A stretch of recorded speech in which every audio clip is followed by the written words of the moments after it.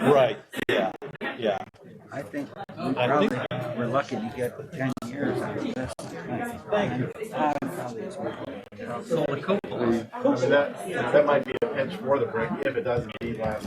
And if the foundation is done right, maybe you get 20, 25 years out of it. Not that skinny.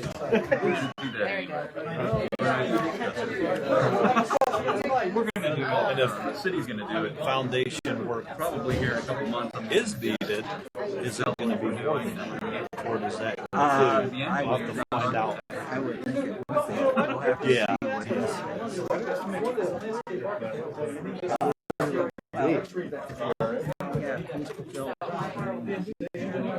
Oh, okay. I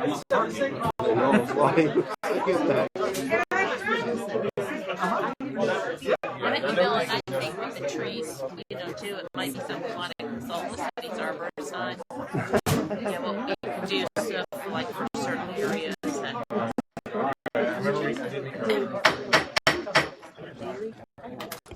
Okay. Thanks for the warning. All right, it is 5:30, and I am calling the Planning Committee meeting to order. We have 4 items on the agenda designed for your entertainment tonight. The first up is the design or the downtown district plan presented by Main Street Ravenna and Mr. Bill Barber. So if you could, and everyone should have in their packets the various versions of the plan from the overview to the abridged to the full-fledged plan. So, Mr. Barber, go ahead and take it away. Oh, thanks very much. If you wouldn't mind, I don't know if that mic is on, but if you want to double check. The light is On the bottom of it, there should be a switch, so I apologize for not having that on for you. Yep, on the. There's a red light that will come on the bottom of it. You got it, Brian? Just press this button. The switch. Just flip it.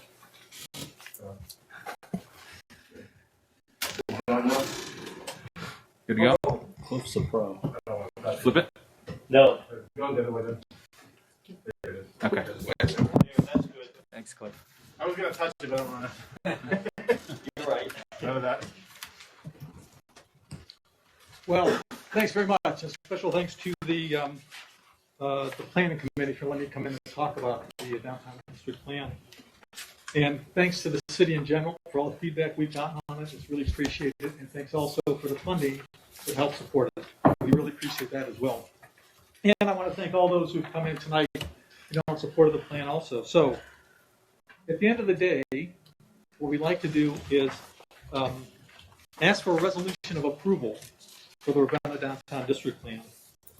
I'm not going to walk through the plan and all of the images in it now. What I'd like to do, though, is help you understand a little bit about the background, how it came about, the process, and the objectives of the plan.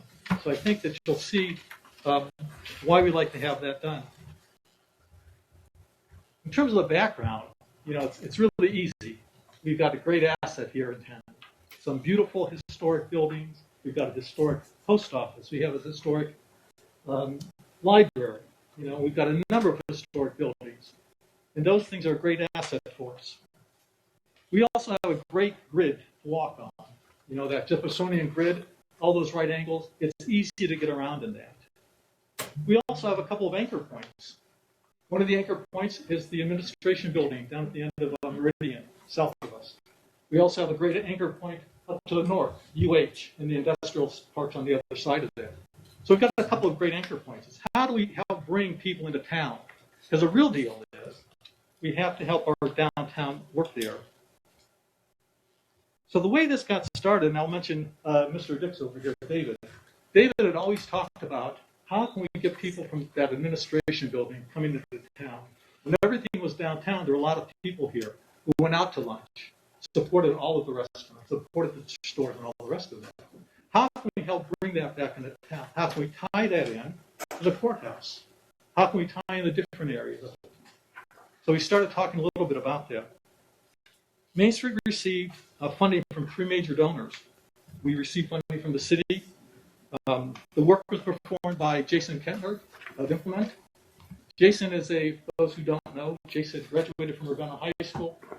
He got his bachelor's degree from Penn State in landscape architecture. He has his master's from Harvard. He teaches at Ohio State. He's been there a number of years. He had both graduate and undergraduate courses. He's got a lot of experience in it.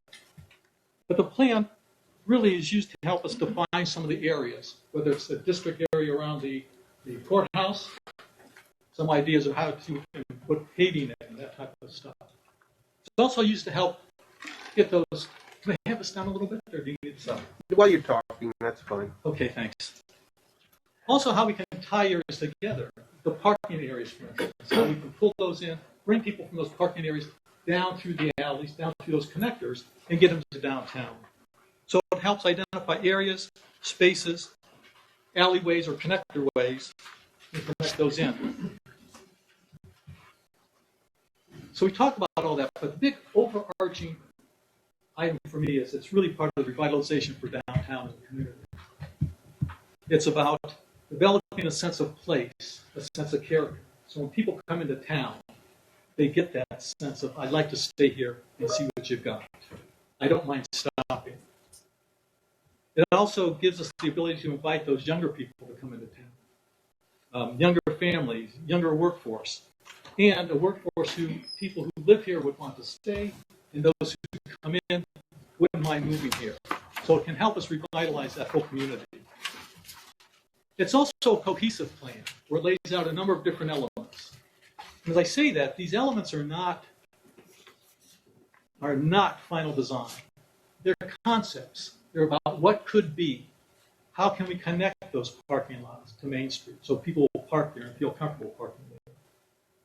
So there's concepts and ideas to generate discussion, not final plans. And also, if you take a look at some of those drawings, they've got different elements in it. So it's not, if I'm going to do something over here, I have to do all these elements. Again, you can do not all or nothing. You can do bits and pieces as long as they all fit together.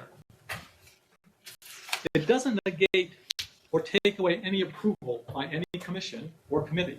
So you still have to go through all the regulatory process. You can't hold a plan up and say it's in here so I can do it. That's not a free pass. So part of the process, Jason Kenner's team spent a lot of time in Ravenna. They explored the ideas of needs and wants. And the way they got there was kind of neat. They had 9 different workshops where people could come in. It was the old Hamilton hardware for those of us who are old enough to remember that.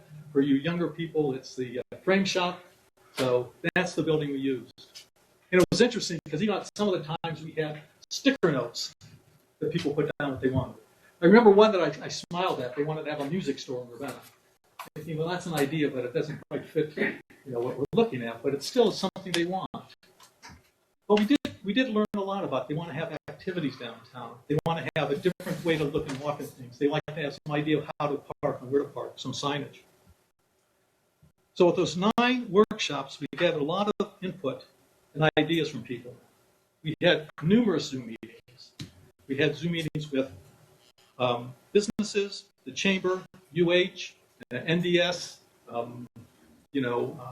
We had a number of Zoom meetings that were open up to the general public as well. We had Zoom meetings for the council. So we had this thing vetted quite a bit.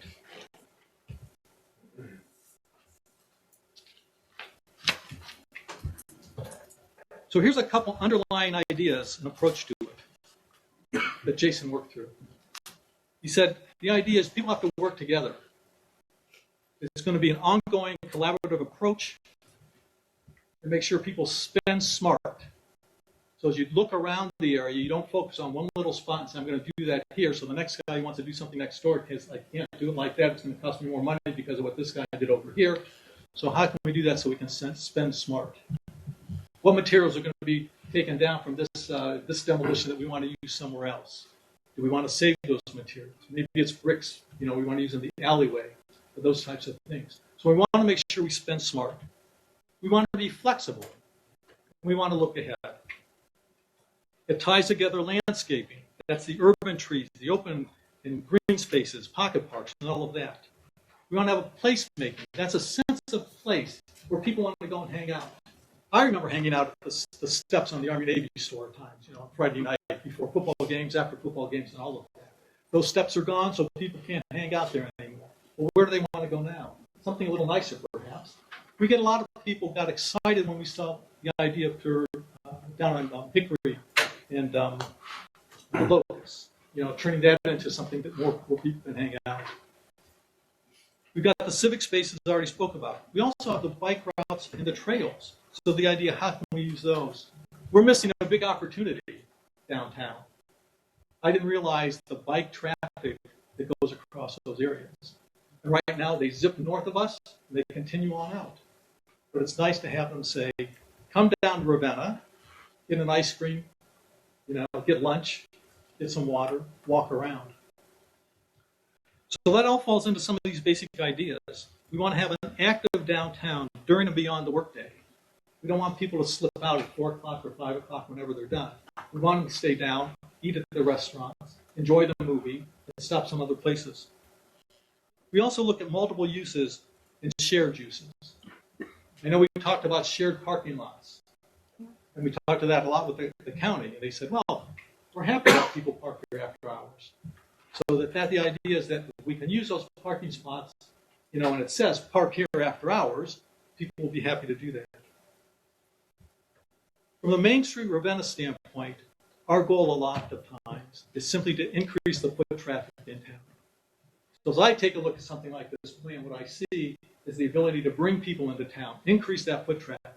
And we will tell the merchants, the restaurant owners, and all the rest, our job isn't to get them into your business. Our job is to get them downtown. So we want to look at this as ability to do that because, again, it helps revitalize the area. The basic idea also includes welcoming and connecting spaces. We like the idea of the park-like parking areas. You can imagine as you're a young family coming into town and park in the current parking lot, you might not feel so safe, but you make that park-like area, you get people parking there, they're happy to get out of the car with their kids, walk through that alley, come downtown. So we want to make use of those alleyways for connections. And again, the placemaking. As we went through this program, we had a lot of discussions. And the plan worked as advertised. We had a lot of discussions. They were good discussions, including on the courthouse lawn and parking lots. Some liked the ideas, some didn't.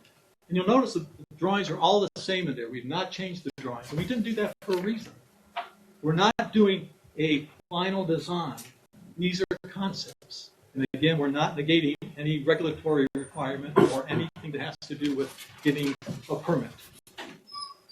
Some like the ideas, some not so much. Some seem like expanding the sidewalks in front of the courthouse along Main Street. They like moving around the bus stop to the other side of the area. They like opening that sidewalk along in front of the Phoenix building, making those wide areas where people can gather and walk. They like the placemaking along Locust Lane, the walkways along Cherry and Hickory. So the question is, why bring this to the Planning Committee? What this plan does is that it provides a framework for us, for the Planning Commission and for the Planning Committee to look at potential projects over time. So you can get a sense, how does that new project really help focus us on making the city a welcoming, inviting place? How does it fit in with the other pieces? I think the other thing that's very important, it's cohesive, that it covers a lot of area, but it also allows us to do things over time. So you've got a general concept of, a general strategy on what you want to have done, and then you can take a look at that and say, okay, how does this fit? How does this fit? How does this fit? We did this 3 years ago. This fits nicely now because we saved that spot, and we saved it coming like that. It allows us to ask the question, how will it help us develop that sense of place, that sense of character that's going to bring people in? But most importantly, it's how will projects welcome and invite people into the community, business visitors, casual travelers, families and friends, and give our young folks a reason to stay into town. So that's why we want to have that brought in. That's the use of the plan. I'm happy to answer any questions you have, but I want you to understand that the plan really, the final takeaway from it is, it's a plan of ideas and concepts. It's a plan that lays out a strategy to help revitalize the town. It hits the elements to bring people into town. It hits the elements to bring young people, young families into town. And it also gives us a sense of where we want to go, sort of that North Star, where are we driving to get to? Because without that, we can end up going in circles and not really making much progress. So we are looking for a resolution of approval for this plan, which could be used by people to take a look at, get a sense on the projects, where they want to put them in and how they want to do it.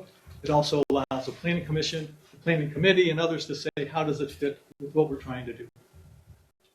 And with that, if you have any questions, I'm happy to respond. Yes, sir. Okay, I have more than one. Oh, I'll answer more than one. Okay, great. Okay, the first one, you mentioned someone suggested a music store, and you said that doesn't fit into the plan. The other thing that I haven't heard any answers to yet, where would the revenue be coming from to take care of the whole project, whether it's in steps or not? Those are two good questions. The first one, let me explain. That was probably a little bit of a glib response of mine. We're not building buildings. If someone wants No, to I put a realize music store that. in, if someone wants to put a music store in, they can go to buildings that are there now. So the idea is that, for us, it wasn't to build a building. So if someone wants to open up a retail store, God bless them, and whatever would make it would help out. One of the things that I know from taking a look at some of the downtown stuff is that we don't have the same type of downtowns we did.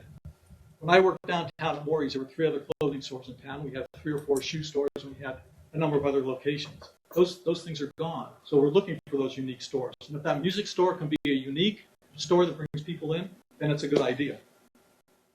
Now, with respect to the money, there are 2 aspects on that, I think.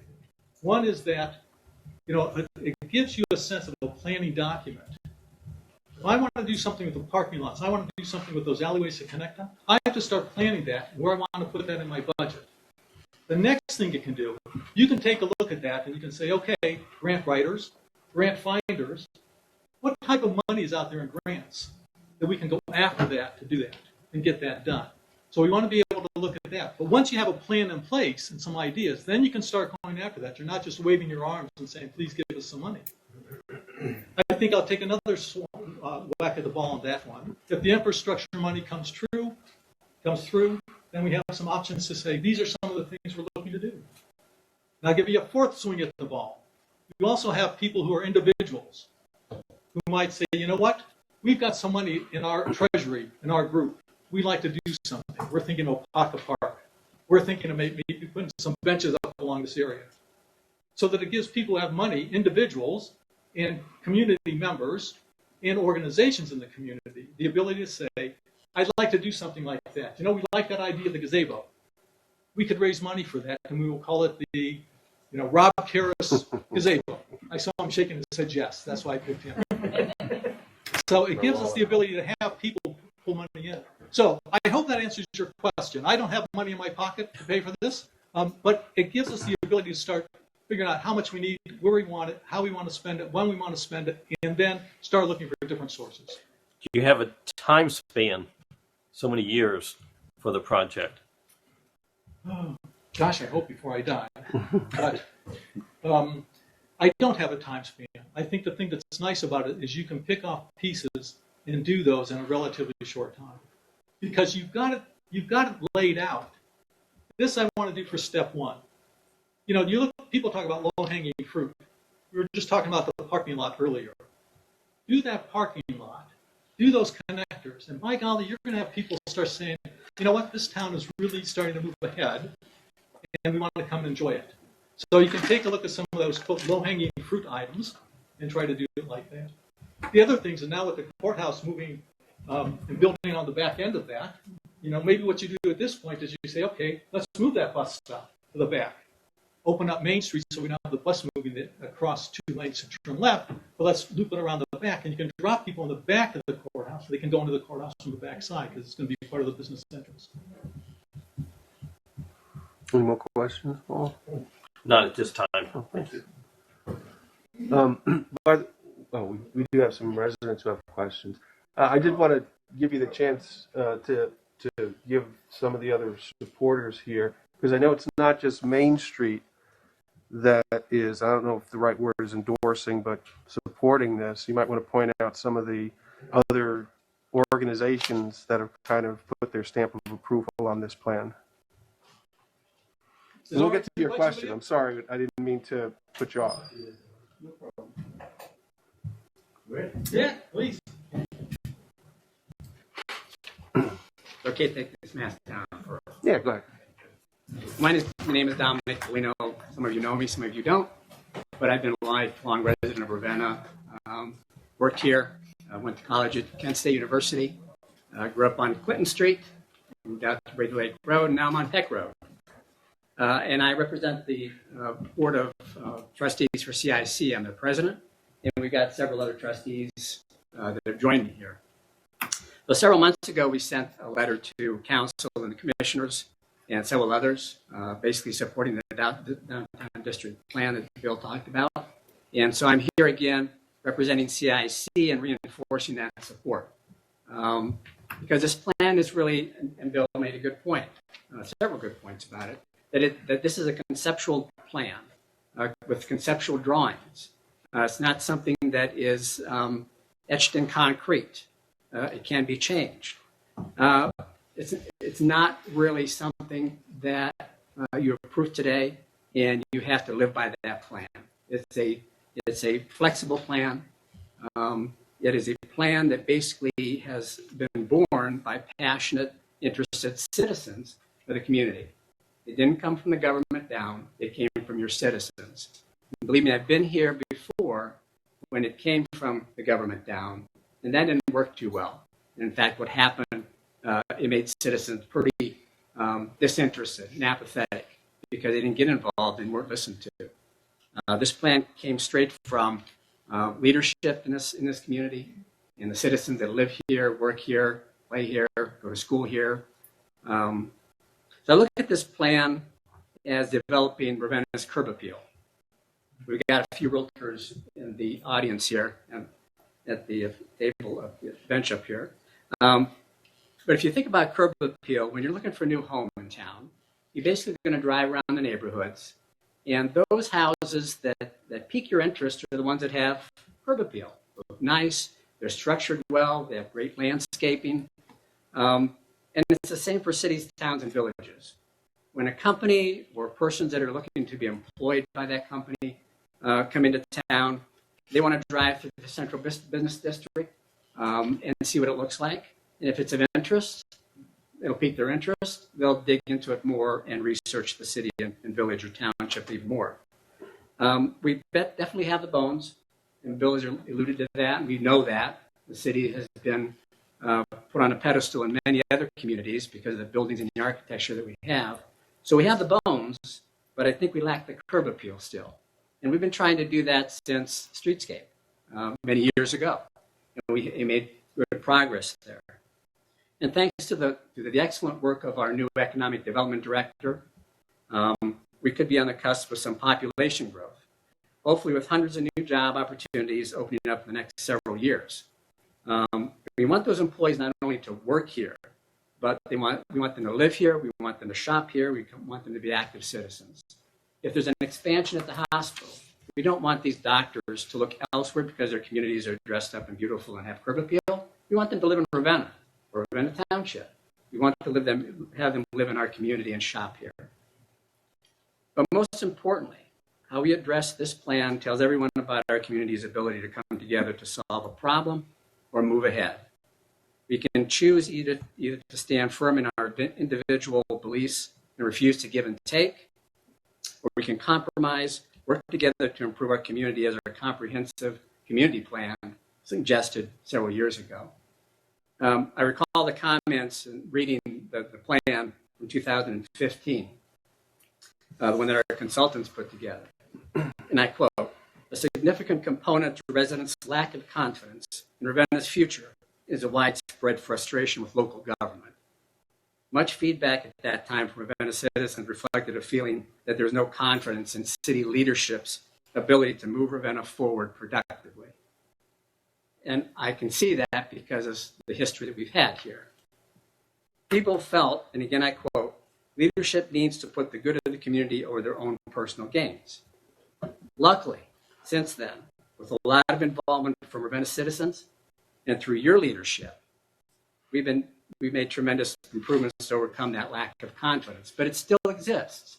I still walk around town. I still hear people say, sure, when is that going to happen? Sure, when is that going to happen?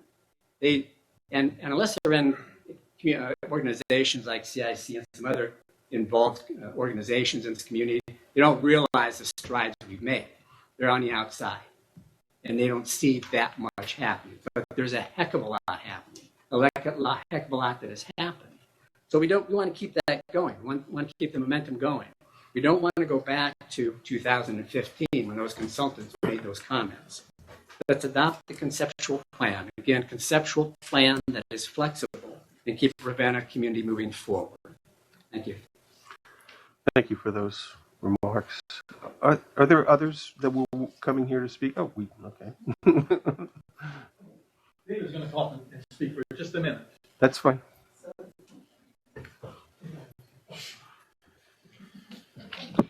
My name is David Dix, and I worked in the downtown for 45 years. Was published for the Record Courier, and of course I miss it dearly, and wish my family were still in the business, but we're not. But anyway, I developed a love and appreciation for the downtown, and I remember about 20 years ago, a county official said they were making some improvements, and he told the public not to worry. We weren't going to waste 1 cent on beauty.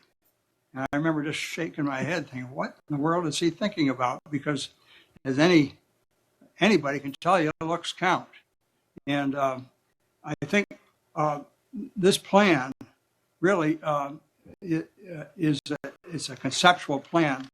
And the nice thing about a plan is you don't have to adapt it in a time frame of 5 years, and you don't have to say, well, step one, step two.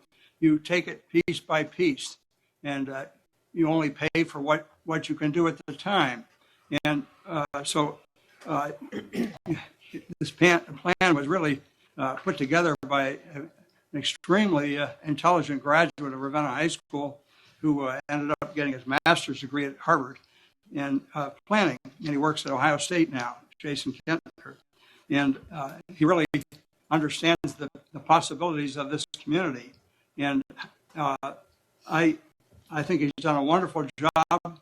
One of the things that I do like about the plan is if Ravenna kind of adopts it and says that this is the direction we want to go, you put the county on notice also, because they're a very important partner of yours, and they ought to be collaborating with you on everything they do, because they control so much of what is the downtown. So I like that about it. I like the fact that the plan was done asking the people of Ravenna what they wanted, and then you have this extremely well-educated Jason Kentner put this plan together. And I think this is kind of a watershed moment for the community.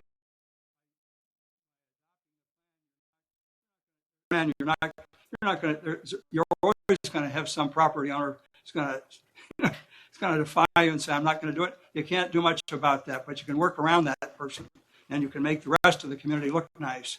And so I hope you consider this carefully. And I really do think, that this community is probably, well, it certainly has the best layout of any downtown in Portage County. But if you go around Northeast or in Ohio and look, there's not too many small towns that have this beautiful layout that Ravenna does.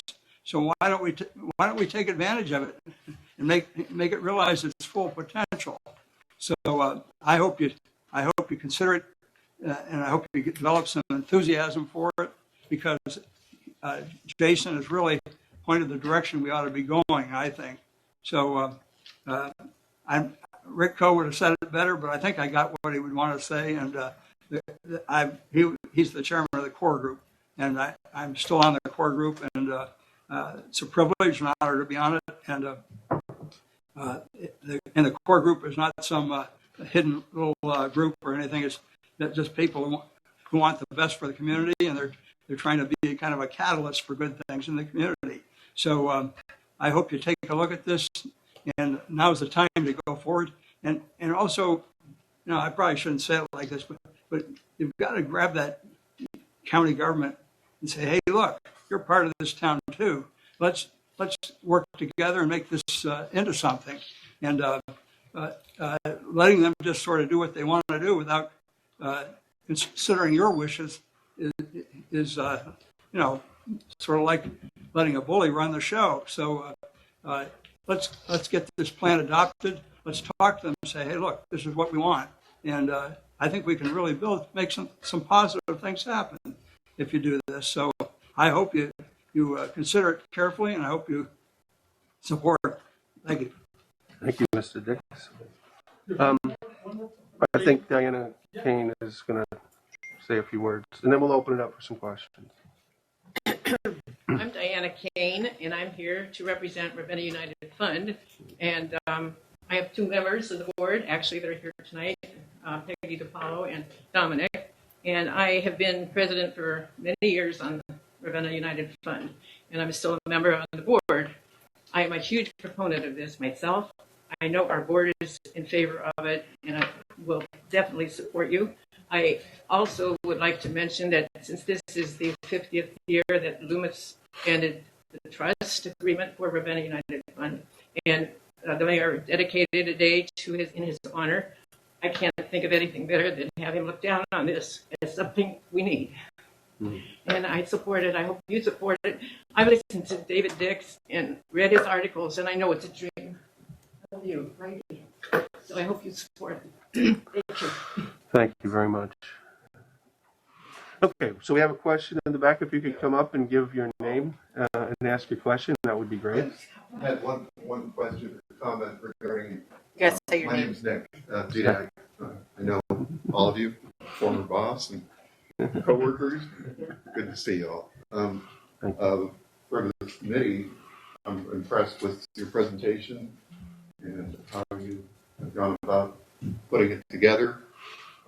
Kind of been out of the loop, but I read the papers good and I'm aware of the concern to beautify the downtown area.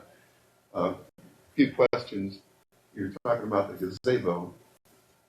It might seem kind of outlandish, but isn't everything you need sitting out on Chestnut Street right now?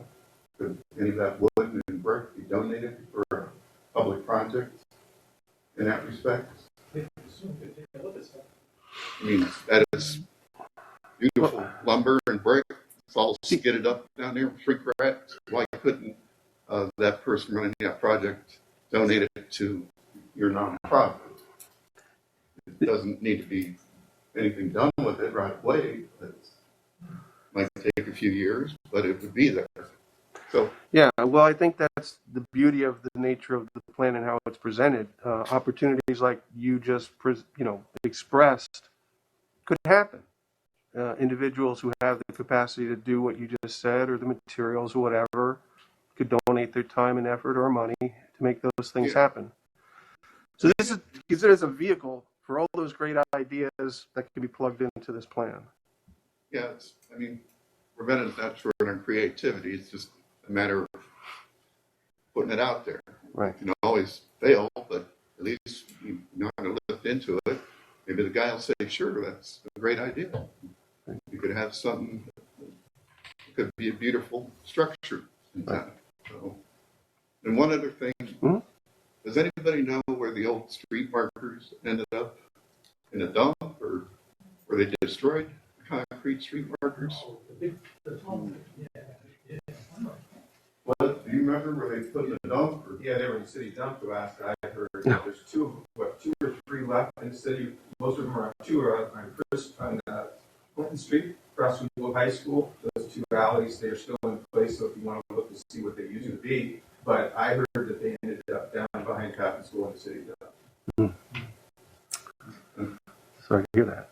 Isn't that something that you could put in a public setting, have the high school kids repaint them and put them in your park here where the bank's getting torn down? It's, people, hey, I like to get my picture taken by this street. I grew up on this street.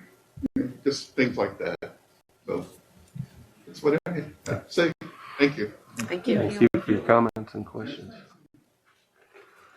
Is there anybody else in the community who would like to step up and either make a comment or ask a question? I mean, we're kind of conducting this like a hearing, an open hearing, but that's fine. People are here. We want to hear what you have to say.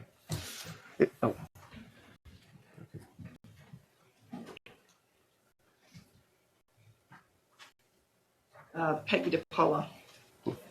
Just a couple of things I wanted to say. First of all, that infrastructure plan that's coming through from the feds, there's going to be a lot of money. And if we don't have shovel-ready plans ready, we're going to miss out. I think I spoke to you before.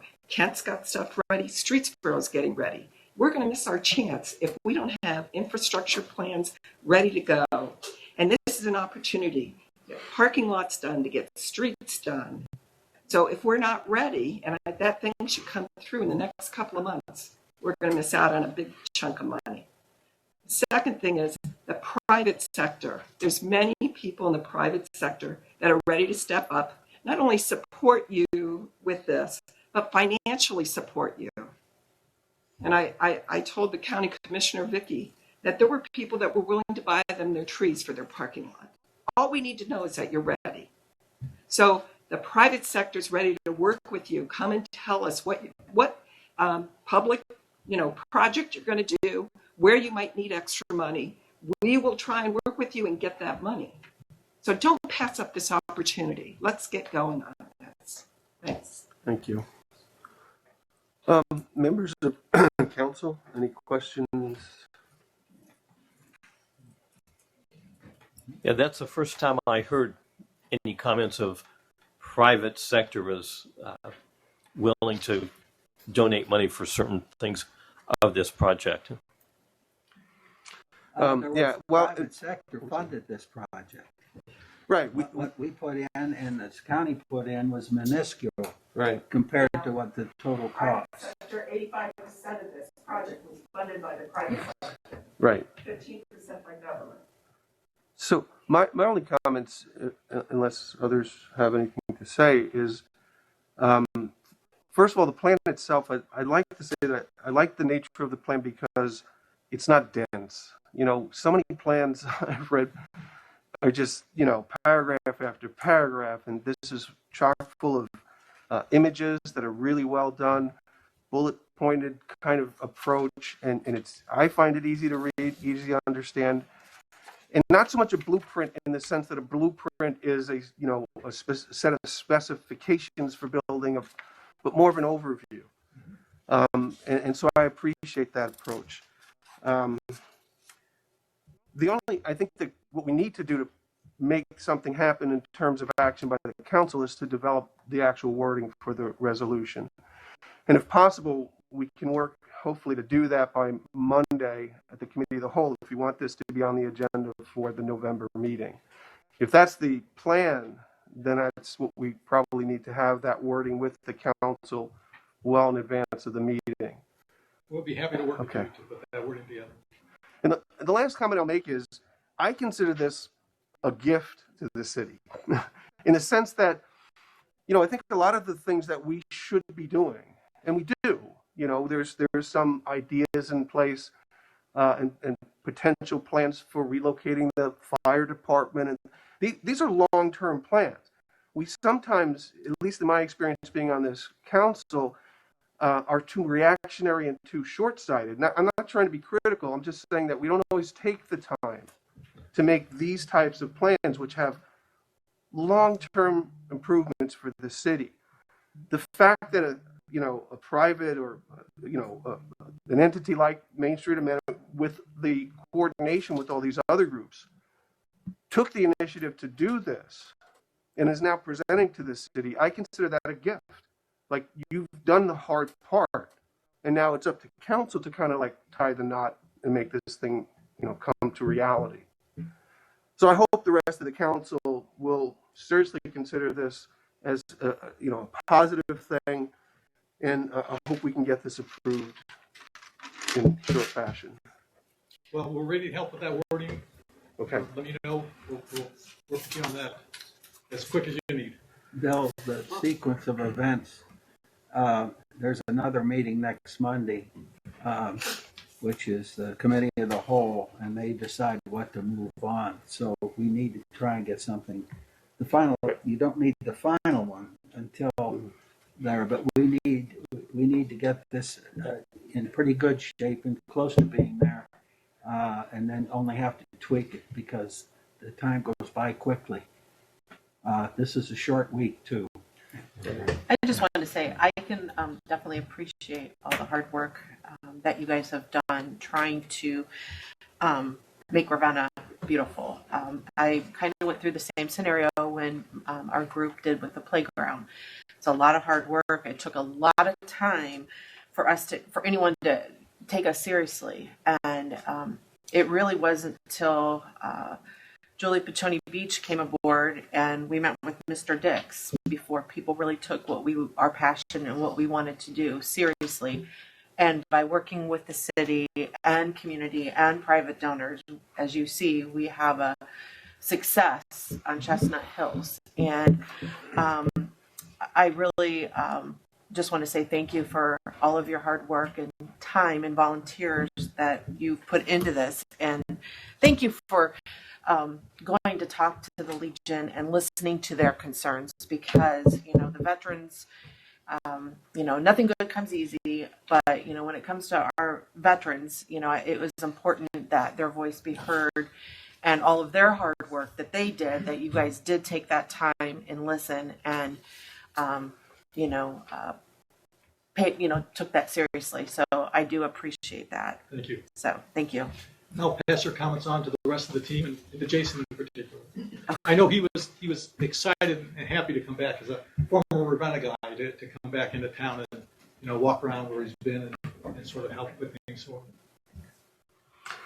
Okay, so there is a little business to be conducted here. In order this to get to the committee of the whole, I'm asking the committee members if we can move this on.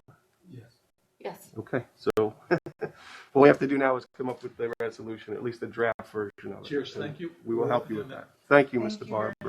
Thank you. Okay, next on the agenda, and looking at the clock, I feel like this committee has taken up a lot of the council's time, so I'm not exactly sure how to shorten it or summarize, but we've got the Design Review Commission changes, which this committee did forward on to the committee of the whole last month, but it got tossed back. The changes were not fully approved. There was some concern about perhaps it being vetted with the law director. I did send an email out to everyone because I didn't realize when Mr. Semino responded, he didn't respond to the entire council, so I want to make sure everyone had his comments there. So I'm kind of looking for you guys for some help. I mean, it's never been my intention to, short sight this or I want full input.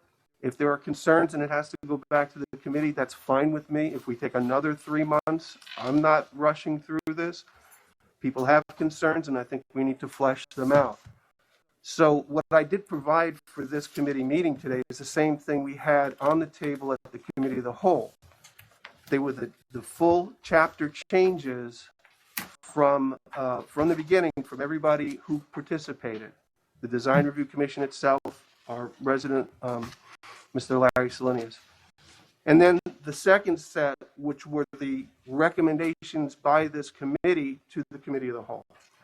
So that was the changes, the tweaking of the original set. We can throw the whole thing out. That's one option. We can go with what the committee recommended now that more time has been given for every council member to digest this. We can pick and choose. I don't want to do what we did last time and spend an hour and a half going through it bit by bit.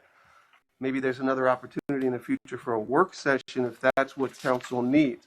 And I get it. This stuff, it's not easy. It's complicated stuff. And I apologize if the comments I provide in the column and the changes I provide to the code itself on behalf of people, and some of them wordsmith myself, aren't as clear as they need to be. We can sort this stuff out. If anybody has a specific question, we can talk about it now. But I kind of need some help in terms of what the desire of the council is. I have a question. Sure. So there's a lot of changes, both presented from council as well as Mr. Selenius. When these go forward for vote, is it one giant package? It's a yay or nay for everything. Is that how? That's what I wanted to do, because we took, some of these things were vetted as far back as May. Sure, it's been on the committee, this committee's meeting since July, and then brought forward to the council in August. Actually, was it July? I don't remember, but it's gone through it didn't actually make it to the third reading because we kind of punted it back to this committee.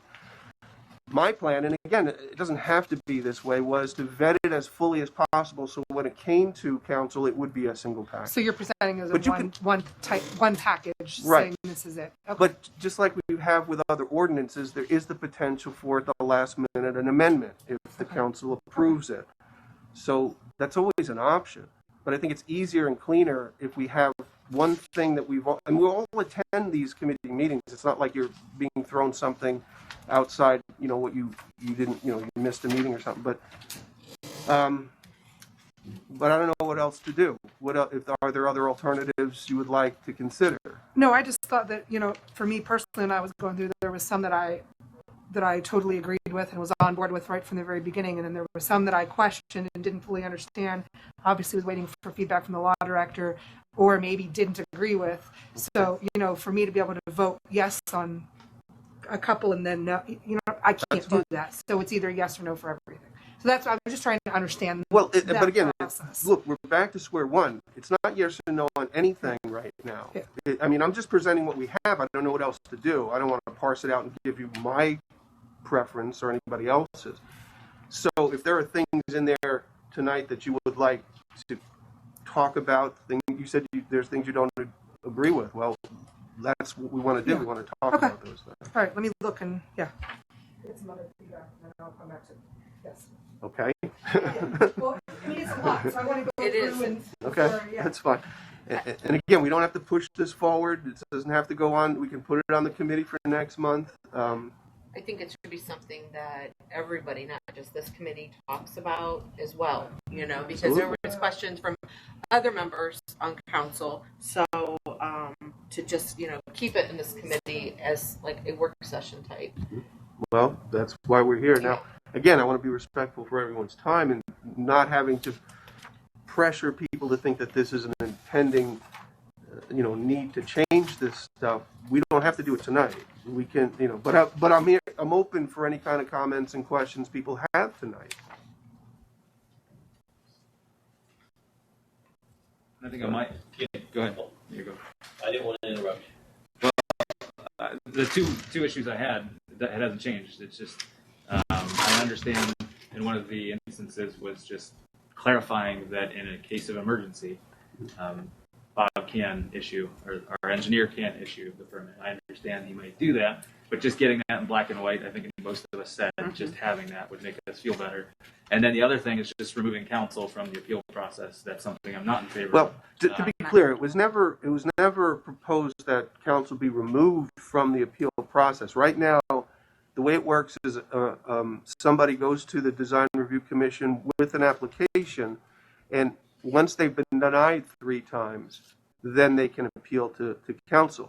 Well, one of the changes Mr. Solani suggested was, and I don't remember the time frame, I could look it up, but it was basically if the Design Review Commission doesn't approve it, it automatically goes into place. I'm not saying that didn't take away technically. It just didn't make, why would anybody go through the process of appealing when they would get a permit anyway? So I think that might have been misconstrued as the proposal was to do away with appeals. It just would make appeals moot. I'm sorry, Cheryl, did you have a question? I just want to reiterate my concerns with, the length of timeliness for some of the things. If it gets denied 3 times, then it can appeal. And I think what I took as Mr. Selenius's suggestion was so that a business wouldn't have to wait for 3 denials. They would be able to get it approved faster. Well, it wouldn't be a matter of approval. It would just be, in other words, it would be denial, and I don't remember the exact wording, but the denial would occur and then they'd automatically get the permit. How could you automatically get the permit? Well, that's what was It proposed. doesn't make You can sense. talk to Ms. Salinas about I mean, that. I'm all for not waiting like 4 or 5 months, especially if there's not, enough members present and you're unable to get some type of response and then it gets pushed to the next month. I would like checks and balances so something like that doesn't happen. And I don't know how often that to speed up the process. I don't know how often that does ever happen. If it does ever happen. No. Yeah. First of all, what was recommended by the committee last month was not to include Mrs. Salinas' suggestion about automatically getting approval if it's denied 3 times. What he wrote, and I'll read it so that you understand, was not included in that part. We took it out. The committee did. It says, after an application has been on the Design Review Commission agenda for 3 scheduled meetings, if no agreement has been reached, the application shall be returned to the chief building office official to issue a permit without further delay. So it's just an automatic approval after 3 denials, which strikes me as a strange, like 3 strikes you're out and then you get approval. I don't think that means an automatic approval. Obviously, it would need Bob's approval, and Bob would have the option of saying no at that point if it wasn't something that met. Well, felt was- I don't think that's what you intended. You might be right. A little reading of it, now that I think about it, may be true. But you meant that they get the permit after 3 tries. Well, it goes back to the building department. And basically, you're right, after 3 meetings. Well, it does over say 3 to issue a months, permit without delay. So, yeah. But I think Bob handles residential, and a member of the Design Review Commission, Ted Manfres, handles buildings for the building department. Well, I mean, I still think they would need approval, and that was some of my things. Like, I do think we need to speed up the process, especially when we need to fill these storefronts. We need businesses to come to town. We don't want to do anything that is going to hamper or delay them opening or promoting their business, things like that. So if we can expedite anything, if it's 3 meetings because that's the way they it's always couldn't been. come to a decision or Well, no. there wasn't enough people. But what I'm saying is a business owner shouldn't have to wait. Okay. Well, Is what my you're suggesting could be a new addition to these changes if you want to speed up the process. Right now, it's 3 denials. And I think one of the problems, and I think Mrs. Salinas has brought this out, and I think it is a concern, it's always been a concern to mine, that if the Design Review Commission just doesn't vote, then they still have 3 strikes to go through. And I don't think that's proper. Every resident or every applicant should say to them, no, I want to vote tonight or today. Exactly. I agree with that. And I don't think that's a fair thing to any kind of applicant to be put on hold. Right. And I would suggest that we, as council, we could very well interpret a non-vote as a denial. And so it would be 3 meetings regardless. But if we wanted to change it to make it 2 meetings, I mean, we could do things like that. But we are talking about how often does the commission meet? Once a month? Once a month. That's a 3-month time period. Right. Yeah, 3 months. I think That's a 3 is long lot. time to wait to do something to your storefront or to your signage or something, especially any business coming into What town. about if after like the first denial, they can come back with changes and submit it to Bob versus that's the committee? That way. Well, it's going to go to the committee anyway if it's in the district. But that's the idea. If I understand the intent of it is, okay, you come, we don't like this plan, and they're supposed to give you alternatives, and then you come back for a second vote. And if you're obstinate and say, I'm just going to keep sending the same plan in and getting denials, then it comes here. Right. That's sort of like the fail-safe part of it, that there's always an alternative to the Design Review Commission, which, as far as I'm concerned, has never, while I've been on council, never happened. And by the way, just to plug in right now, the city of Kent just went through a very similar thing. I think they call it the Architectural Review Committee.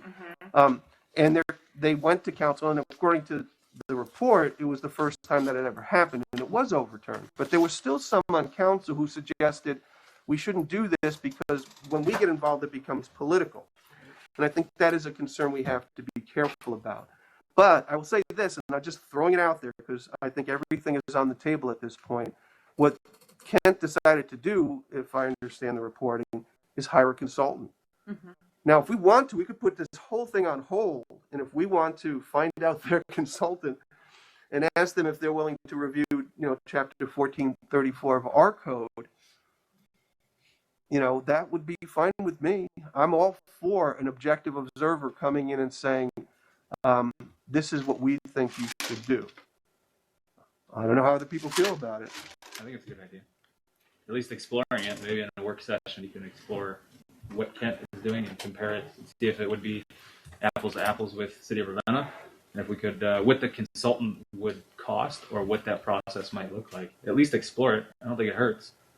How many businesses have actually been put out for months at a time before they're allowed to open, Bob?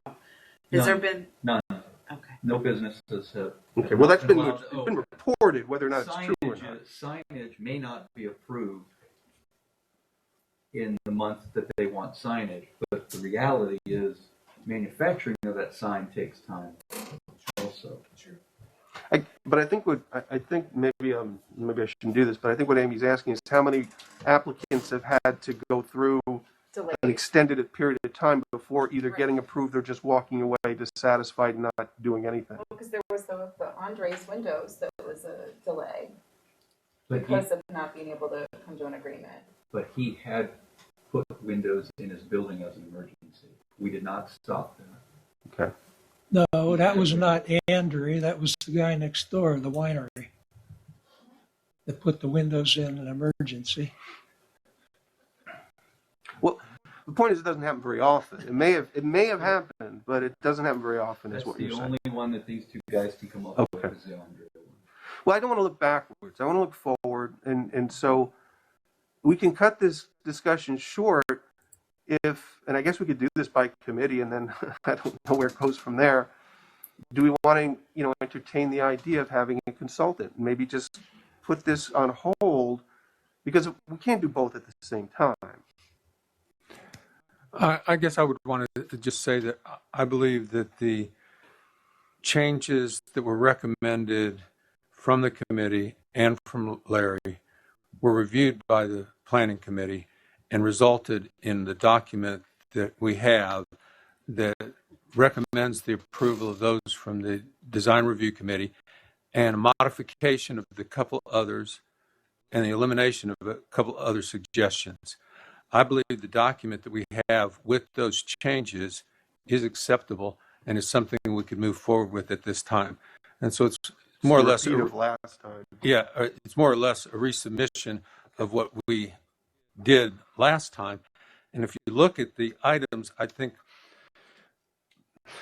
as I said, most of them are from the design review committee that they requested, and a couple others are some tweaks and changes that we've gone through to make with input from the building department, with input from other sources, Mr. Cimino, and my recommendation is that we could move forward with what we have here. Well, I don't want to repeat it from last time. Yeah, well, I'm just saying, we brought up some concerns right now. Did we address the concerns or not? Well, I don't know. That's why I brought up at the very beginning. I mean, we could do that, but then a week from now or next Monday, when the committee of the whole says, no, we don't want to, we still don't want to do that. That's why I'm trying to get a poll, a sense of where we're going with this. And there are some who raise concerns. There are some possible new additions like shortening the 3 strikes you're out. So I don't know. I guess I feel like we'd be spinning our wheels just to say, let's push this forward as is and then have it thrown back. I'd rather be a little more deliberate, and I want to make sure everyone's being heard. So I have an uncomfortable feeling that some people who are trying to put the brakes on this are going to feel like it's just being, rolling down the hill again. Yes, Mr. Selenius. My understanding was that where we were, we needed to decide on wording for my suggestion number 1 and number 4.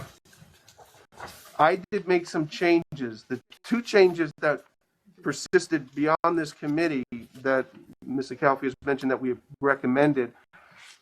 we took out the one that we were just talking about where you get 3 strikes and then you just get the permit. We just took that one out. We did change that if you need a repair, it would be, because of an emergency, approved by the building official, the engineer, but whatever changes would still have to conform with the guidelines. It's not like just because it's a repair, you can do whatever you want. Right. And then the other had to do with the fees, the fines. If you get fined, and then it was reported from even the commission that there could be this doubling effect of fines, and I put in some wording about how we could eliminate that. So my input was to tweak the repair part and to add some language later on to the fines part. I did pass it on to the law director, and I guess you still. I don't know if you had a chance, Mr. Semino, to look that over, but I consider that a work. The limitation on fines is fine. I mean, Okay. if there's a building violation and the building department is issued and it's gone to court and you've gotten fined for it, then I think that that fine is fine. You don't have to duplicate that fine because now the design review commission sees that and they feel as though they should impose their fine. I think one fine for a violation is adequate, and I think the wording that you put in there seems to be addressing that. So I don't have any problem with that aspect of it. As I read the proposal, the little note that you have here, you have taken out the issue where it says if you're declined 3 times, you automatically get your certificate or approval. I don't agree with that. You took that out, so that's, in my opinion, I have no problem with that. Okay. All right? The only thing that I do have a problem with is repair. To me, and I've indicated that initially, the word repair is just way too broad. I don't care for it.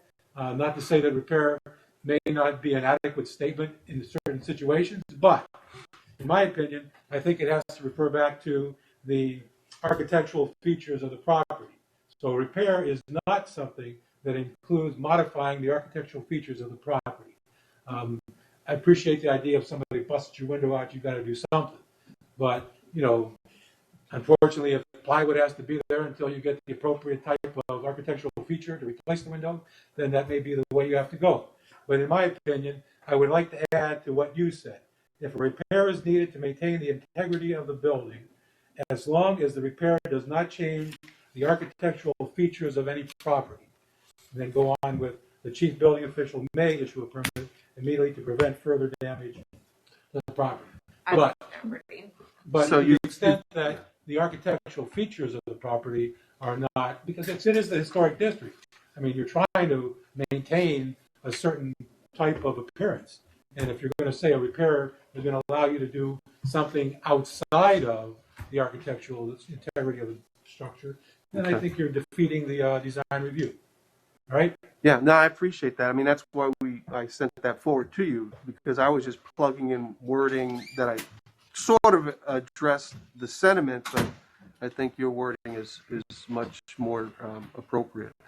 If you could send that to me, I'd appreciate it, and I'll plug it in here to make sure, as long as everyone else. I like the way that was worded. Okay, so let's do that at least. Okay, so we get something done tonight. But getting back to the idea of a consultant, I mean, what do we want to? What is sort of the feeling on that? What would it hurt to look into it? I mean, How much do you want to spend? I was just going to say. Well, I don't know. I mean, I don't know how much Kent is spending. $10,000-$15,000? It may cost that much. Well, I think we look into it and see what it is. Do you know that for a fact it's going to be $15,000? No, I don't. Well, I think we ask the question from Kent then, and have the work session, and at least ask the question, and then go from there. Well, I'm sorry. Go ahead, Mr. Solani. Well, let's talk about my suggestion number 4 while Mr. Semino is present. Okay.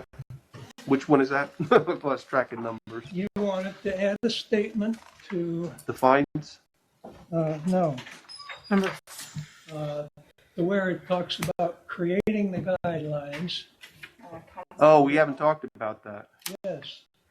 Okay. I talked to Mr. Semino about it, and he said if council can adopt it, they can amend it. Of course. So I believe the proper language is the guidelines are subject to amendment and adoption by council.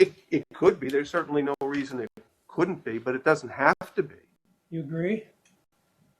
Well, anything that we're going to be in our codified ordinances is enacted by an ordinance passed by council. I mean, nothing really moves forward without the authorization through ordinance by council. These documents are all part of our codified ordinances, and they only get created by an ordinance that is adopted by council.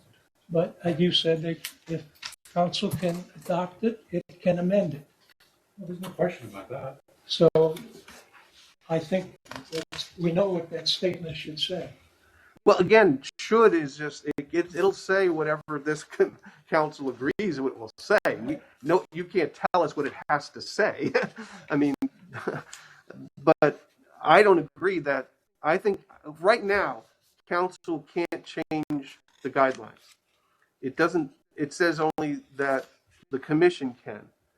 And it doesn't even require approval. And we've seen versions of it, the last one being, 2014? It never came to council. So I'm suggesting we add in oversight to make sure there's nothing in there that's crazy and we can deny it. Again, when we talk about what happened in Kent, the criticism that then when we start changing the guidelines by council action, that then we run the risk of it becoming political. Mr. Semino just told you can amend it. I know you That's can. a I fact. know that. That's a fact. I'm saying we shouldn't. That's my point. Well, That's my that would- opinion. That And would again, require some major law change somewhere else. no, I don't think so. So what I'm just trying to wrap my head around because there's a lot of information. So what you're saying is let's say design review decides that they're going to tell everybody they have to paint all their storefronts pink, Right. and they're going to put that in here that everything's going to be hot pink in the entire Yeah. city of Ravenna, and we think that's absolutely ridiculous. Then we have the ability at that time to say, "Hey, hold up, this is a terrible idea. Can we try something different?" Yeah, we can That's say kind of no. what, so we're not saying that we're going to pick and choose and tear apart their guidelines. That's what he's saying. That we would have the but I'm authority hearing what to you're do saying, that. though. So we don't want to tear apart their guidelines. We want to say bright pink and neon green are a terrible idea for downtown Ravenna. Can we try something else and break Right. that down? Go back to the drawing board and bring us something else. Correct. Okay, that's what But I got. but not. Okay, you want it pink? We're going to make it blue. I hear. You know what I'm saying? I think we're diving too deep into the idea.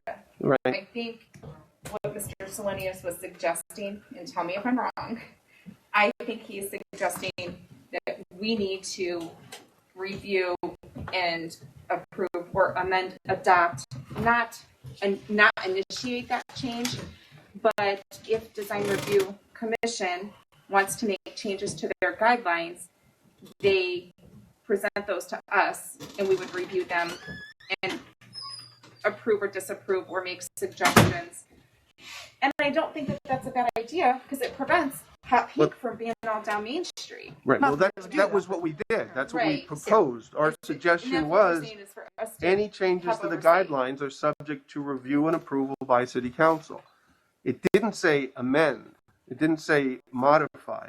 And I think that was a conscious decision, at least two of the committee members, because we don't want to get into the arena of telling the architects what the best historical plan is for this city. Because who am I Right. to tell them what? No, I agree. Yes, exactly. Who am I to say no? I think that's a terrible when that's what they're there to do. Okay. Okay, I got you. All right. We keep having this drift. Sorry, and it's me. And we I'm never sorry. come to any conclusion about the consultant part. And I just want to, and I know I keep saying, well, I want to be respectful for time, but this committee is already at an hour and 10 minutes. I think we should look into it, see how much it costs. Okay. So aside from the changes Mrs. Semino has just articulated, everything else is still sort of at the committee recommendation level, because it seems like we're talking about wording that conforms to that version. Let's do this unless there's others who want to say anything or there's more questions by others on council. I'd like to just leave this on the committee for next month. I know you'd like to see us move forward, and that was my intent too. But let's leave this next month. Let's see if we can get some information about a consultant. Maybe we'll decide it's too much. Maybe we decide we'll need it. In the meantime, please review the changes. And if you have questions, you can always send me an email, call me, or whatever. I'd be glad to give you my response to it. But I really think don't want to belabor this too much longer. Is that okay with everyone if we move on? I have one. Sure, go ahead. I see Cliff raised his hand. Oh, I'm sorry, I didn't see you, Cliff. Come on up. Go ahead, Paul. Okay, my comment was that I'm believing there should be some type of, when I say residential restrictions or guidelines to the design review committee, referring to what area they should live. What I'm referring to is just an example. I'm not saying it applies. If someone wants to be in the design review, and let's say they decide they want to live in Ashland County for some reason, the only reason I'm saying this is for one reason. For the most part, in most cases, if you live, let's say, in the immediate area, you'll have a much greater interest in that committee/commission compared to if you're living, I just picked Ashland County off the wall. And that's my comment on that part. About having a residency requirement to be on the commission? Yes. Okay. Or something very immediate in that fashion. The only reason I'm saying that, let's pretend that someone lives here and decides they want to pick up and move much farther away. How much of an interest in what's going on will that person still have? Well, some of these people They have own- businesses they- here. They own property, so I would think they have an interest, even though maybe they don't live here. Well, no, but they do have. I mean, I'm not property here. referring to the ones that own businesses, just anyone else that doesn't. That's There's just my chamber comment. chamber members possibly aren't. Yeah, and don't forget, I mean, these are appointments by the mayor, you know, and I think sometimes we over-regulate the mayor's authority. Yeah. I know that sounds funny coming from me, sorry. And I apologize for that. But I think that's a discretionary thing in a sense. Like, it's if the mayor picks somebody who doesn't live in the city but has some investment, whether it's ownership of something or maybe a history because they lived here, whatever. I think that I don't want to take away too much of the judgment of the mayor appointing people. So I'm not so sure I'm in favor of any kind of residency, at least not for every single member. Okay, it's your turn, Cliff. On that subject, first of all, well, I knew it was. What you got? I didn't know it was time limit. No, there's not. I'm just, I apologize. We're here, we waited our time, it's not a time limit. You know, the remarks are not necessary. I'm sorry. Only my opinion. Okay. Clifford Soda, 464 Woodland Street. I'm a member of the Design Review Commission, City of Ravenna. I represent the City of Ravenna Chamber of Commerce as a member of that committee. You've been told that the historic district is good for Ravenna business. However, there are members on the DRC that are being instructed not to care about businesses or what is good for businesses. You have an example in front of you, black and white, underlined in red. Read it and think about this statement. This is why I think that only people that live in the city of Ravenna should be able to vote, not be on the committee, to vote. Okay? So, in saying that, I propose, first of all, to Mr. Cimino, since this thing is not closed up yet, other proposals can be put in at this point. Is that correct? I believe that Rob already said that. Yeah, that's Okay. perfectly Okay. fine. I propose changing Chapter 1434.03J to read, no member may vote on commission business unless he or she is a resident of the city of Ravenna. Now, in some of our meetings, there has been a member that asked, he wanted to change this 1434, where it says Portage County is okay.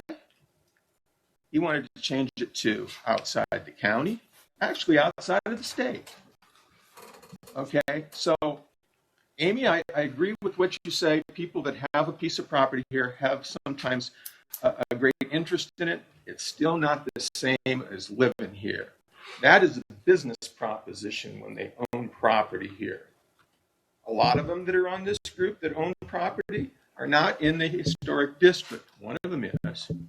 Okay, but that's just my opinion on that. That if these people want to be in this situation, belly up to the table, get the wallet out, and buy something in town and live here. Do remember that out of the 7 members that we have in here now, only 3 of us do live in the city of Ravenna.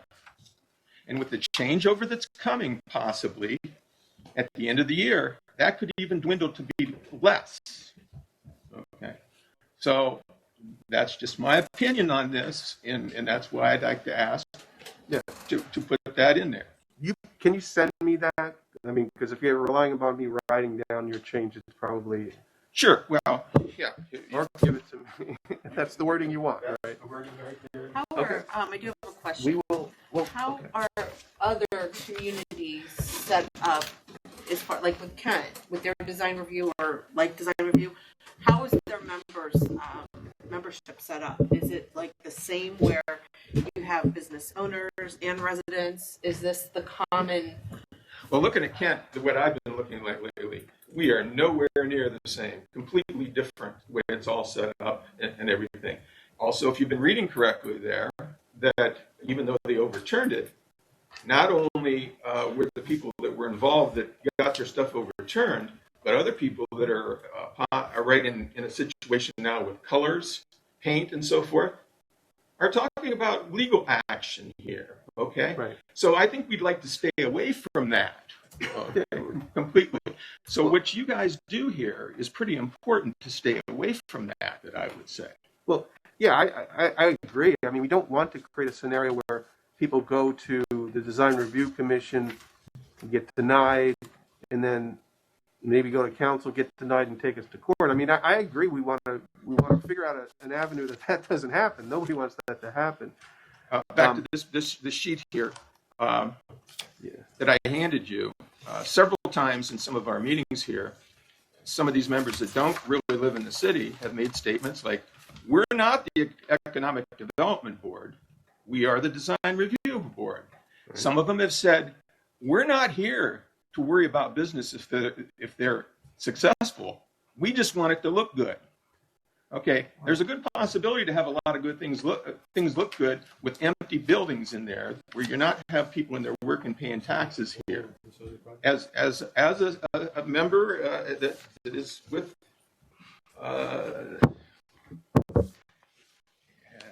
Ravenna in general, to make it better, I've lived here all my whole life.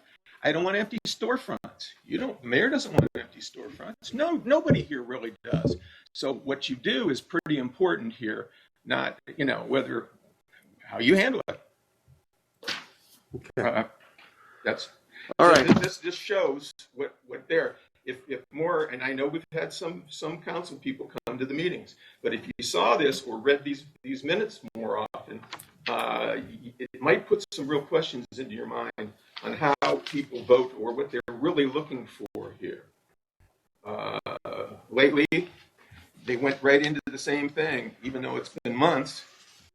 They were bitching about the colors on the ice cream stand, okay? Right.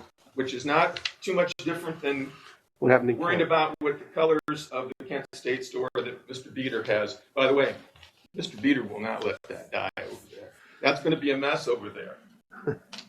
And you know what? I don't think we want stuff like that to happen here, and it could happen here. You push a business person,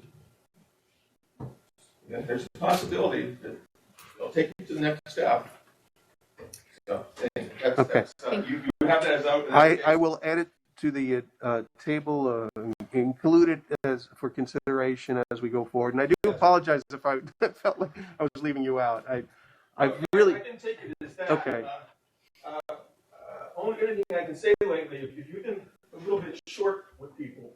Okay, I apologize. These meetings, and that's just what I can see here. I know you're under a lot of pressure, and I know what you have invested in this a lot of time. but Right. you've been short in here, and I don't think it really looks too good sometimes. My opinion only. That's what we're here, free speech. And, Sure. No, I appreciate the comment. I appreciate your thought of going through the procedures. Right. Well, and making sure the foundation is that we make sure every voice is heard, and that's why I apologize if that was, if I had known beforehand that you had something to propose, I certainly would have said that. Well, I would have invited you to come up. Add it to the Yeah. the thing at that point. Okay. It was an open That's discussion. I thought. yeah. That's fine, and I get it. I do. Okay. Thank you. And Rob, just an example, with my opinions, the ice cream, Vance's, it's a beautiful, they've done a great job with that. And that is something that, when I was at the design review committee meeting, there were some comments made where some members want to do something about the pastel colors that are used there. I think that would be really sad to take a business that is doing really well and is loved in the downtown and doing a great job. That is an example of what I'm saying. I don't want businesses to be disrupted or to have issues when they've done a great job. No, I agree with you, and I don't know what the issues are there, to be honest with you. They use But here's the sort of the flip side. The flip side of that is just I don't know what the issues are. I mean, Right. I'm not an architect. I agree with you. I walked by and I've been to that place a number of times, and I like it. Yeah. But I'm not an architect, and I don't know if that's the measure to say. And I'm not aware that there's any controversy about it. If there is, I'm sorry to hear that. There is. Okay. Just quickly, to give you an idea, you're asking, I didn't know.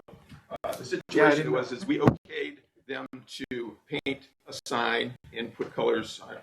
Well, actually, we didn't do the colors because the design review thinks that they're the paint police, and you don't need a permit or a building permit. Is that right, Bob, to paint? No, Cliff, you do not. Okay. So we didn't tell them what color they could paint it. The problem is when they went to paint it, that they painted over brick or stones on the front, and the design review commission was upset about that. So that's the situation. But it's not the color. No. Oh. Well, yes, it was because the pastels didn't come through. In fact, a member that has the same pastel colors on the side of his building on a mural complained about, well, we don't like those colors. It's the same color blue as the balloons down on his building. So you see what I mean? Yeah. It comes into, what is it? Art, Yes. color, art. You got those are the things you get into, and I think it's overstepped to a certain point. But Okay. that's the situation. Thanks. I appreciate the background there. I believe that you guys need to attend the meetings to understand, because I don't agree with 100% of what Cliff is saying. I have a different impression. That was a discussion. Nobody wanted to make an issue of it. It never went to vote, to send them a letter, to penalize them in any way. So there's really Signs. no controversy in terms of an action. It was a discussion. It didn't go any farther. Okay. I did attend that meeting, and there was a question of how it was presented was, what are we going to do about? Oh. And then there was discussion, and no, there was not a vote made, but there was the discussion of what are we going to do about the pastel colors and paint used on the front of this building. What was presented was signage, and that was what was approved. And that got approved. And then afterward, they painted their door. It's a question, what are we going to do? And so it didn't go to vote. Yes, one or two of them said, I don't like the colors, but it doesn't mean it still wouldn't get approved by the other members if it went to vote. But is it still up for approval? It's not a discussion. It's a done deal? Not on the agenda for Okay. two Thursday meetings. Okay. So you'll add these changes and forward these changes to us so we can. Well, again. what I'm going to forward to you are the changes, the wording that Mr. Semino is going to provide to me, the addition from Mr. Sodal. And then we will mull over by next month the idea of a consultant. Okay? Dare I ask, can we move on? Yes. Okay, thank you. Next on the agenda, temporary stores, canvassers, and solicitors and peddlers. And I don't want to spend a whole lot of time on this because there's really nothing to propose. I've read each one of these. These are 3 different sections, okay? I don't even think I've sent these to you. I think we have the temporary stores part in the packet. There are parallel sections of our code about canvassers and solicitors and peddlers. And I'm going to try to define them just so you know what we're dealing with. And Bob, you correct me if I'm wrong, because I don't by any means claim to be an expert on this. But temporary stores might apply to someone like who sets up their barbecue store, their barbecue whatever at the Chestnut convenience store. Would that be a temporary store? But it's basically somebody who sets up shop anywhere in the city, whether it's inside somebody else's store, in a parking lot, or whatever, and sells their wares. And there's some exceptions if they're milk vendors, I don't know, if they're vegetables or something like that. Fidget spinners. It's just fun to say. Fidget spinners? But like rug. Is set up at the Dairy Queen selling fidget spinners when those were popular. Right. The rug guy? I think we bought some. The rug guy would be it. The rug people, the guy we chased away multiple times. But now we have hot dogs and we have ribs. Right. And multiple They got that barbecue. carpet guy on Diamond. That's the rug guy. Yeah. We won't, because he's on somebody else's property that's vacant, we won't allow him. But yet, we have told somebody selling cell phones they had to leave. Right. But now they seem to pop up more and more. And really, they can do this, but they have to get a permit, and they have to go through the whatever is in the code about temporary stores, and they're just not doing it. So on the one hand, it's enforcement in the sense that people are violating the code by not getting permits, they're not going to the mayor's office, they're not filling out forms, and so forth.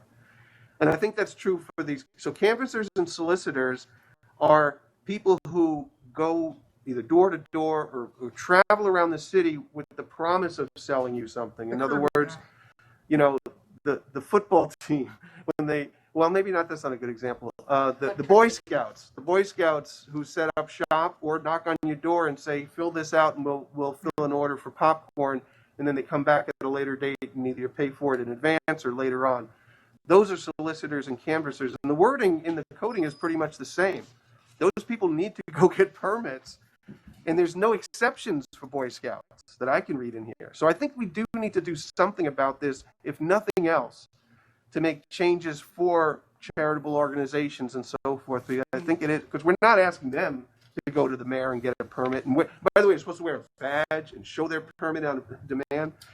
And peddlers, peddlers are, I guess they're traveling around with, with a cart full of their magic formulas to sell to, hawkers, hucksters, whatever they call them. Do we even have any of those? It's been a while. I think COVID's kind of stopped a lot of it that have come around. I had the Kirby guy at my house the other day. Well, he would probably be a solicitor, though. Is he selling you a vacuum cleaner right then and there? Trying. Well, you pay him and then he gives you one, or do you have to you order one? No, I think you have to order it. Yeah, that would be a. Or did he? He just showed up. Yeah, that's what they do. What about Spectrum? I see. Yeah, they're contracted. They're canvassers and They're solicitors. coming around going too. So maybe just we're going to clean it up a little bit so it's more. Well, and one thing we could do is just combine them all, because the wording is so similar between these 3 sections, and other cities do that. Define each one what it is, have a simple section, and then have what I think is the most eminent thing is to have those exceptions, because we don't have them and other cities do. And I think that's important. But anyway, it's going to take some time and effort. I don't think there's an impending need to make any changes. So nothing to move forward, just to let you know what the issue is. Rob, on the document that you gave us of Chapter 858 that kind of defines transient trader, etc., that page, there's cross-references listed there, and it refers to the BR&T. What's that? BR&T, I think that's business, retail, and trade. Different chapters in our code. So you can see, the cross-references. So you can see canvassers and solicitors are in Chapter 812. Peddlers are in Chapter 840. I don't really know what all the sales of weapons and explosives. I'm not sure. Chapter 812 of what? Our code. Our code. Oh, yeah, So these it are is cross listed in references to code our right now. code of ordinance. Okay. Bob, I've never had anyone try to sell me weapons or explosives, though. Just vacuums, yeah. Yeah. Just vacuums. Okay. We have one more item on the agenda, and it has to do with offensive signs. And I'm not sure who put this on the agenda. It wasn't me. I will tell you this. Okay, and I'm sure and we've discussed this before, it may be those flags, signs, whatever, on residential homes that have a foul word and then a politician's name next to it. Is that what we're talking about? Yeah, we're getting more of them again. Yeah. And I have had residents extremely upset. And then I believe Diane Smith over here as well sent us a text that she had gotten some complaints about it. And I understand that we've talked about this in length, that there is freedom of speech. But at the same time, I think that it kind of draws the line of quality of life in a neighborhood. I don't think that anybody should have to look at provocative words that are displayed either on their house or in their yard. I wish that there is a way that we can figure out how to enforce this without encroaching on their freedom of speech. I don't know if the law director has any idea on this, but we are seeing more of these signs in our neighborhood. They're ugly. They're terrible. It's really a shame that people think that they can express themselves like that. I mean, it's just about as much of an abomination as there can be. And to the extent that our society has reached that, this is my personal opinion, I think it's a terrible, sad commentary. The problem we have is that the word fuck was upheld by the Supreme Court back in 1980. There was a fellow who had fucked the draft on his shirt. 1971. And the Supreme Court said that that was an expression that he was allowed to use. And as a result of that, that is what they have now come forward with and indicated that they have this, some kind of phony machoism where they want to just express that and act in that fashion. You know, to be honest with you, I think it's just about as bad a commentary on our society as there is. The problem we have is that there's really not a lot that we can do. Okay. And it's just sad, and I guess I've expressed my opinion. And we rely on you. So, I mean, I'm not an attorney by no way, shape, or form, but I am extremely frustrated for our residents that, you know, work hard to have a nice home, a nice yard, raise a family, and have to be subjected to that.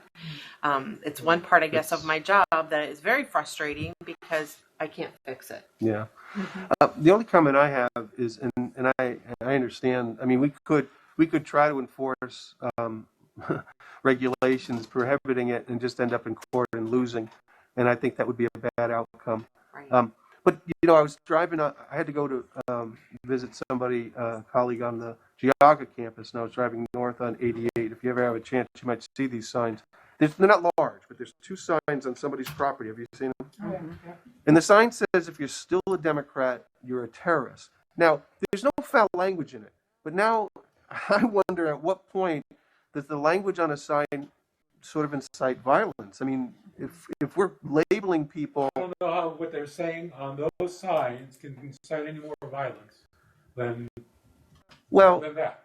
Right? Well, and there's no question that there is no limit, in my opinion, as to how far these individuals who think they're macho men are willing to go.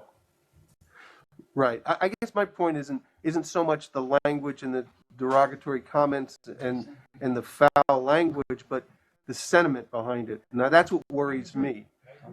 Yeah. No, we're in agreement. That's And young for kids sure. are reading this as they're walking in the neighborhood, riding their bikes, and you know, seeing signs like that, and you know, having an impact on these kids. It's sad. So. And I said this before publicly with my daughter's in kindergarten. So we made the roundabout, and she sounded out the word on it's on one of those streets. So I get it.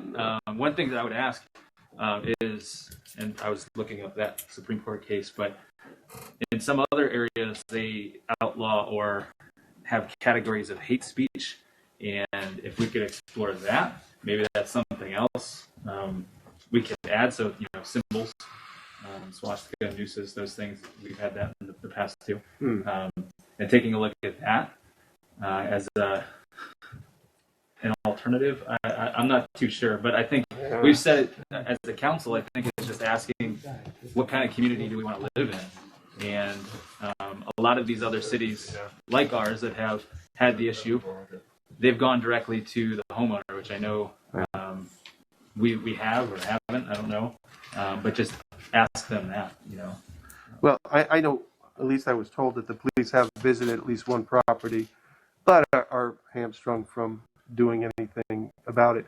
And look, having these discussions is worthwhile to the extent, I mean, I know it's frustrating, we can't really do anything logistically, but if we're considered leaders in this community, expressing the view that we don't like this Right. has hopefully has some effect.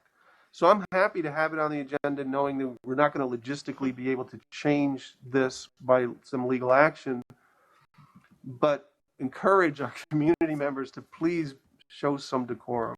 Well, we just had an hour conversation about, so many things. Design review is the one thing, how we want our city to look, right? How we want our downtown to look. And so looking at our resident, and property maintenance, talking about people cutting their grass, people with cars in their yard. I mean, this is the same thing. An F someone sign in their yard isn't something that I want next to my house when I've just mowed my grass, have my flowers all nice and my, whatever. I mean, it's how we want our city to look. It's how we portray our city to others. So, it's tough that we can't do anything about it. Frank, when one of the emails that you and I had back and forth question, and I'm not sure if I understood this correctly, but one of the houses that I had complained about is a rental property, and it is subsidized rental, but it's not owned by it's owned by a private individual.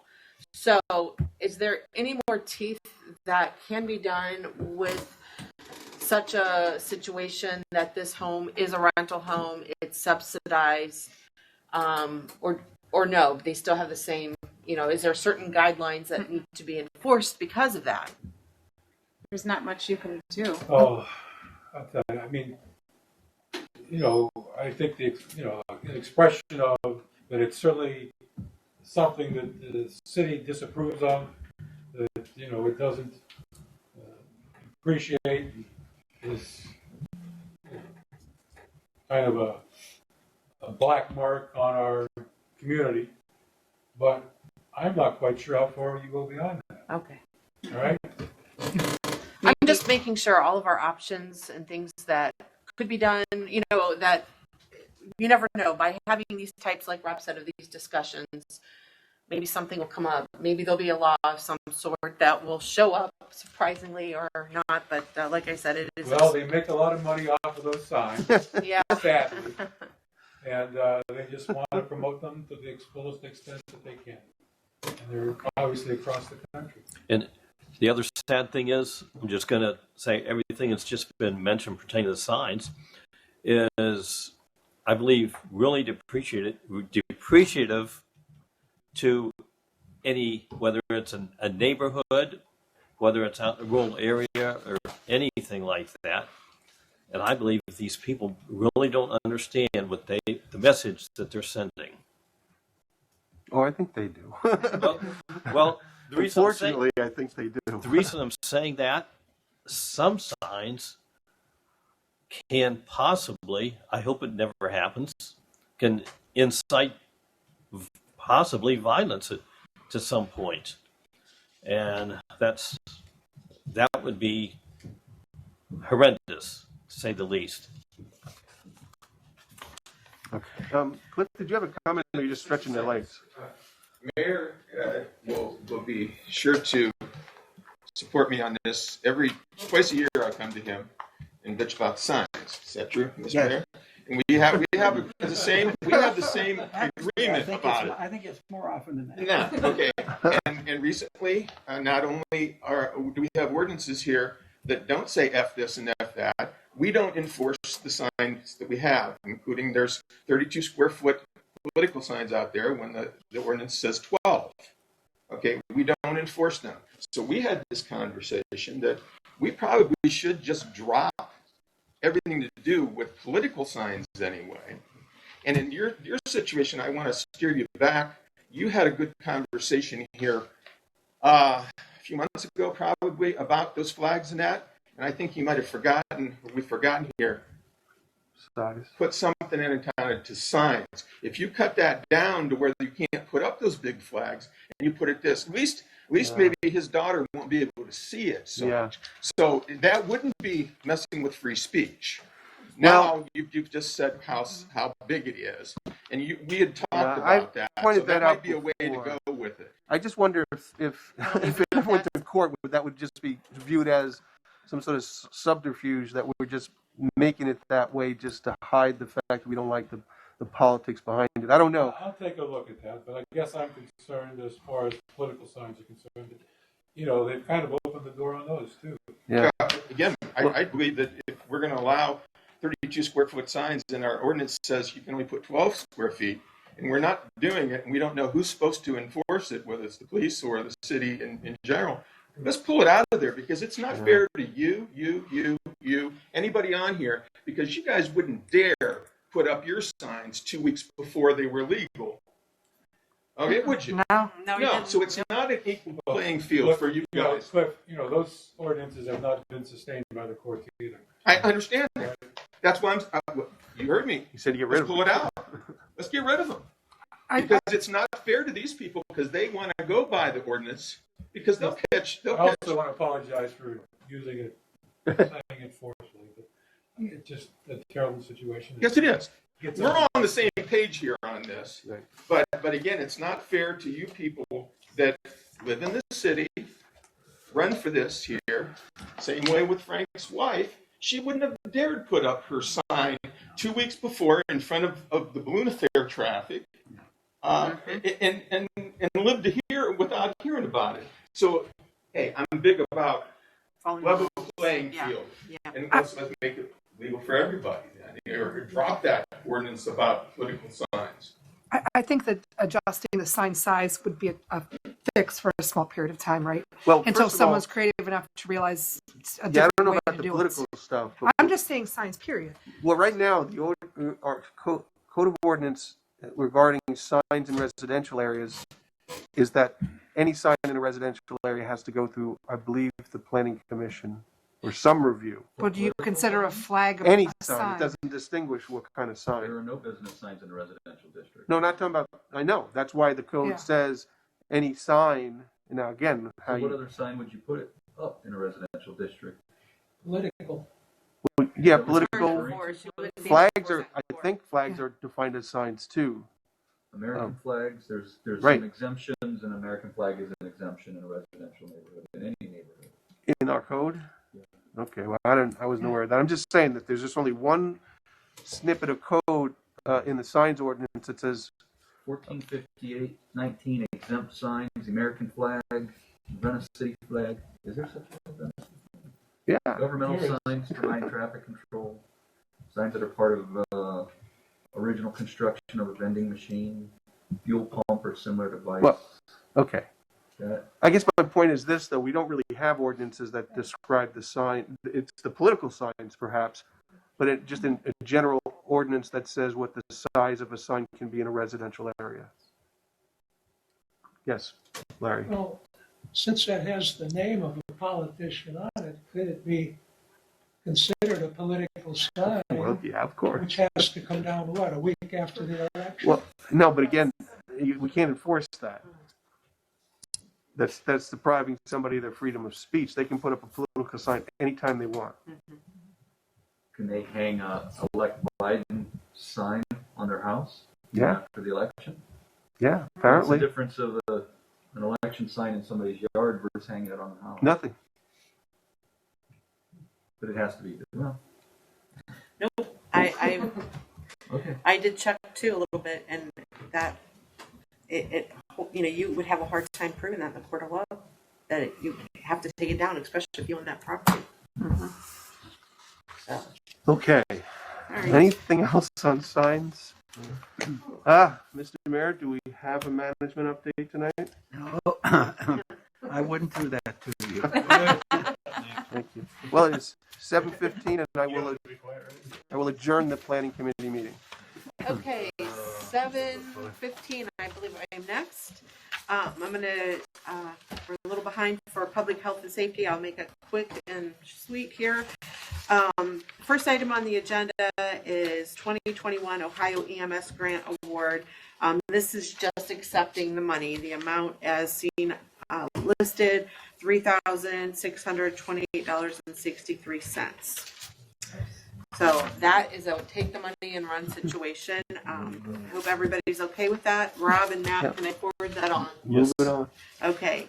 Second item is the Akron Cleveland Association of Realtors Grant 2021. This is just giving us permission that we did apply for this grant, and if we're able to receive any money, that we're okay to accept it. There is no matching funds. This is just them being proactive, going after this and trying to obtain some funds. Is that okay? Yes. Any Would questions? the ordinance typically be authorized mayor to apply? To apply the, yes, but they did, because the timing came out when it did, they're trying to get the garden that they talked about. I think, did they use it for the Mr. Seaman, the 911 memorial? Yes, that's what it was earmarked for. Yeah, that was what it was earmarked for. From the time that it was received to the time they had to apply, they had no choice but to apply. They were given the permission to apply. So basically, we're backtracking a little bit, but we didn't want to take the chance of losing the money since there was no match required. And there was very short notice on it. Yeah. It would not have fit into And the cycle. unfortunately, that particular grant, memorials are not eligible. I know. We talked about that and when there has to be an ACAR member, realtor, involved in any application that goes through that, which is sad because I think that would have been a great project. Yeah, they were trying to be creative with it, and they tried. But So maybe there's another source that we can look into for that because I do think that that's a great project. Yes. Okay. Any questions on that? Any management updates? No, ma'am. Okay. There we go. Yeah. It is 7:18. Yeah. It is 7:18, and I am calling Public Health and Safety adjourned. All right, 7:18, I'll call Streets and Sidewalks Committee meeting to order. One item on the agenda this evening, we've talked about this earlier this year about the paving. I think everybody on council has agreed that South Freedom Street needs to be addressed. We just have a couple options to look at. So for tonight's meeting, I would like to have a discussion about some of the options. I think we can go ahead, we're in agreement that we can move this project forward. It would come out of the 2022 paving budget. Does anybody have any comments about what the proposed projects look like? There's three different proposals in front of everybody with three different costs. A survey was sent out to the residents in that area. We received very few back. The majority of the ones we did receive back were in favor of maintaining the brick. There was some questions about the foundation underneath the brick. Mr. Finney, if that foundation under that current brick road is in bad shape and need of repair, will that affect this proposed cost of $300? Do you know? Well, so where we're at, the plan is to remove the brick and replace with 4 inches of asphalt. And then the crosswalk crossing the three intersections, Maple, Spruce to Riddle Avenue, would be brick. we would attempt to use the existing brick. If not, we'll have to use new brick. Then with that, we would not plan on replacing curbs. We would not plan on replacing aprons. We would just do some sidewalk sections as needed that are trip hazards. So that's going to reduce the cost. So we would be we're still going to do catch basins. We've got some sanitary things to do. We would be somewhere in the $125,000 range. I have a question. Can I ask? Is it okay that I'm not in this committee You're- to ask him? Can I ask him a question? So you're talking about option B? Yes. Okay. All right. Yeah, go ahead. Okay. First, I do have a question. Are there any, seeing that these bricks are valuable, the bricks themselves, that road, once it's covered over, it's gone.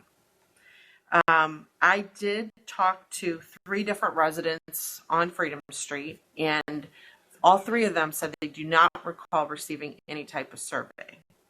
The ones I did talk to were in favor of keeping the bricks. They were concerned about the bricks being gone. Is there any type of grant that we have looked at for historical value to save the bricks? I did tell them I would ask. I encouraged them to try to come tonight, but unfortunately they had some other things. It was too short a notice. But they did tell me they did not receive a survey and they were very concerned about this. So question, is there any type, since, Main Street had came and, talked about the historical things and so forth and different grants, are there any grants out there that would help offset these bricks? I've never seen anything for historical purposes for a road. Okay, I wasn't sure since there's so Yeah. few of these roads around, and if we were to say go with the option B, the bricks that would be removed, would we save those bricks or would they? We could. Or would you sell? Because they do have value. As far as If they don't break, that's right. But the last time they were given to the contractor as part of the bidding process. Which last time? Was it the one on the other end of Prospect? Prospect? There was No, stuff they that were kept. Yeah. They were kept to be reused in Prospect Street. Okay, but there was something that was included that we never thought about. I remember because I believe Nick brought it up, that they were able to keep some of the products that they dug up that were valuable. Do you remember what I'm talking about? Well, the bricks. Yeah, it was the bricks. Okay. Specifically. Yeah, they were able to keep those. And the stone, I think, maybe the big stone. The sidewalks, was it? There was something, but I just wanted to make sure. It was the sidewalk. It was the the old sidewalk. slabs. I knew there was something that of some value that was included in that project. I just wanted to make sure that somehow, if we were to do the other, that didn't happen, because there are, I think, things historically that could be used for this brick. So that was my only, and I know I'm not on the committee. I'm sorry. But. Yeah, if we would definitely keep the brick. It would have to be stored somewhere safe because they'll grow legs if not. Matt, I do have several comments on it. I thank you for the acknowledgement that we do need to do something about Freedom Street, and I think that's a universal opinion of council. With the survey of people in the area, I think there were 7 responses, and of the responses, they said they'd like a brick street. I don't know if it's clear if some of them were saying they'd like the street rebuilt. If the street would be rebuilt with the old brick, that's even more expensive than the $332,000 price that we have there. And so many bricks will be damaged that we will have to put new bricks in a significant portion of the street to do it. So I guess that's just some comments. I would like to speak in favor of option B. I think with it asphalting and using the crosswalks with the old bricks, I think of the whole street of bricks, we can find enough good ones to go ahead and use them in those 3 crosswalk areas. And it would kind of give an acknowledgement of the past. It would show that these are bricks that were there from 100 years ago and we're still using them, but we get a good smooth street without a $400,000 cost. And so I would recommend option B with really a strong recommendation that the old bricks be reused and that we find enough to put them into the crosswalks. Thank you. Hey, Matt, can I add something too? Absolutely. And like you, Amy, I had a couple people reach out to me strongly in favor of option A. Going off of what you were saying, though, I would be interested, Bob, comparing just the price tag. Is there another project that you can add on to your asphalt paving program when you're comparing $432,000 to, $200,000 less? When you take that 200, is there something else that we'll be able to accomplish somewhere else in the city that we can show? We're putting this what would be project money for the brick on a road that hasn't been paved in who knows how long, or something like that. I'm just curious. Generally, about quarter-mile or so of resurfacing is about $25,000. Okay. So you can kind of quantify that into a couple miles. Okay.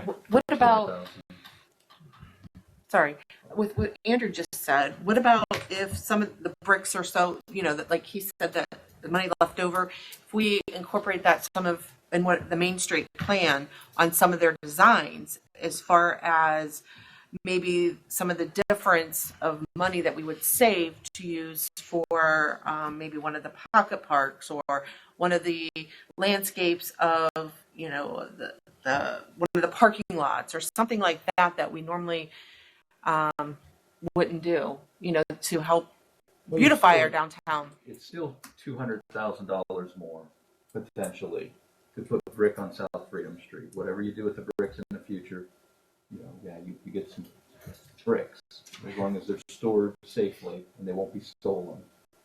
You can do whatever you want to do with them. Right? I'm not a fan of brick streetscape.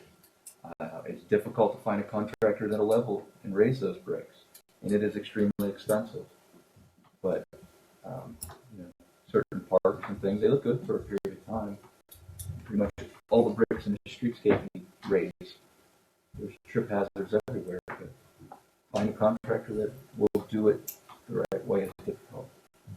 I remember when Freedom was redone quite a few years ago, new brick put down, and the amount of extra time that it had taken, and I don't remember the extra cash value offhand. It was quite a few years ago.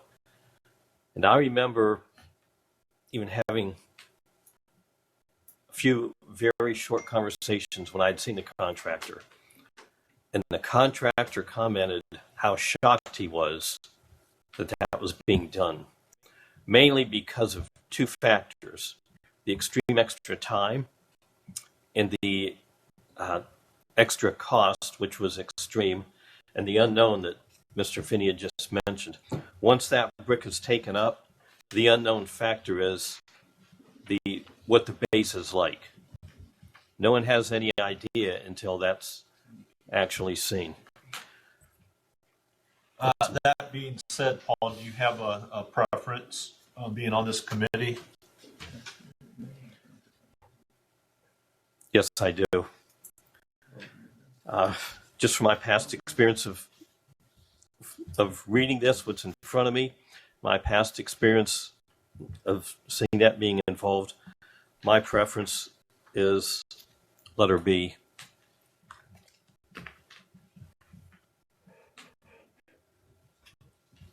And I'll do whatever you guys want to do. Well, no, with the exception, with the understanding, there's a huge cost associated with this. Yes, extreme. So and we'll make it work. And whatever you guys want. I understand the cost is undetermined until after it's uncovered. I mean, So if it's right. Option B, the only areas that the foundation may need attention would be where we put the crosswalks back. Well, anywhere there's peaks and valleys, we're going to investigate with the street department. pop out the bricks and see what the concrete looks like below. But if the concrete's bad, we'll just have to cut it out and put new concrete in. So worst case scenario, option B, if we had to vary that budget, maybe open that range up a little bit for unknowns. Do you have a... Well, so if we're not going to do curbs and aprons, there's $75,000 savings off the $210,000. If we budgeted 160, 70,000, we should be fine. I think I don't know about anybody else, but if you go down North Freedom with those curbs and aprons, that area is just beautiful. I would hate to do a project and not at least consider doing those curbs and aprons so it has that similar feel as you continue on south. And I believe there's more to it than aesthetics with the curbs and aprons. Yeah. Christina, what did you say? Just with like water flow and that kind of stuff as far as Yes. and snowplow removal, those kind of things. Yeah. Yeah, you just said two big things. I didn't want to say the word snow yet because It's coming. I'm not looking forward to it. It's coming. My request is that the engineering department has an answer in January so we can finalize our proposal or our project, our paving project, finalize our paving project and request an ordinance to advertise for our annual paving program. Cliff or Larry, do you guys have any thoughts on this future project before we? Since you asked, I only have one suggestion. If you decided to replace the bricks, it probably ought to be put over concrete, so you wouldn't end up with all the ruts and valleys that you have now. The only place I've seen where bricks really retained their shape was sidewalks, and they were laid on top of concrete that was put in exactly the right depth and drawn smooth. And that would be even more expensive than what you're talking about. So There's I think concrete. you're probably way ahead with Plan B. There's concrete under the bricks now, Larry. Well, you'd have to replace it if you're going to Some of redo it. the street. That's what we're talking about. Yeah. Some of that concrete may need replaced. It's under the brick. Judging by the ruts and everything, I imagine the whole thing would have to be done. Some of it will. The only thing that I would say is Nick was here and he sat through 2 hours. And Nick was, I think he came to you, Bob, and I'm not sure he got through what he was trying to say to you. Okay, he's real big on history and that, and he just wants to make sure that he saved those bricks. Like you knew that, you talked with him, and they could be used somewhere else where people can see it. Maybe even the project where we're tearing down the building there on the corner, and where they make the park. Use those bricks because they used to be on Freedom Street. That's what he was interested in. I just wanted to speak for him because he waited and he couldn't make it this far. He had to go get his brother, I think, where he worked because of a COVID situation or so forth. So that's the only thing. And Bob's already said that they would do that. There's some of those out at Hudson. There's a small pile of them out there. Do you have any idea where those came from? Again, there's more that we could use them for, but yeah. What happened to the ones at Crystal Lake when those were torn down? I don't know anything about them. So just to make sure, so that doesn't happen, Yeah. we keep them. There's residents that have made that statement. Nick talked to Amy and she knows about it. So Do we have a safe, secure place that we can keep those right now, or do we need to find? We'd have to find some place. Yeah. Spruce Street would be something. Spruce would not be. Okay. You talking about And the what- motor pool? Police motor pool? Yeah, I mean, back inside there, there's a lot of space there that's never used. Maybe I just That would be up to the mayor and service director, if that were So does that need to be written in, you'll write that in the ordinance as well? that the city will keep, Maintain and use in future we will keep projects? the bricks and they will be transported to some location. That's what we do with our grindings. It's the same scenario. City's keeping the grindings and they're to be delivered at that point to lake. We won't have these delivered at lake yet. They will grow lakes. So do we feel comfortable moving this forward? Mr. Harper, I just wanted to see, when you brought up the question about curbs in that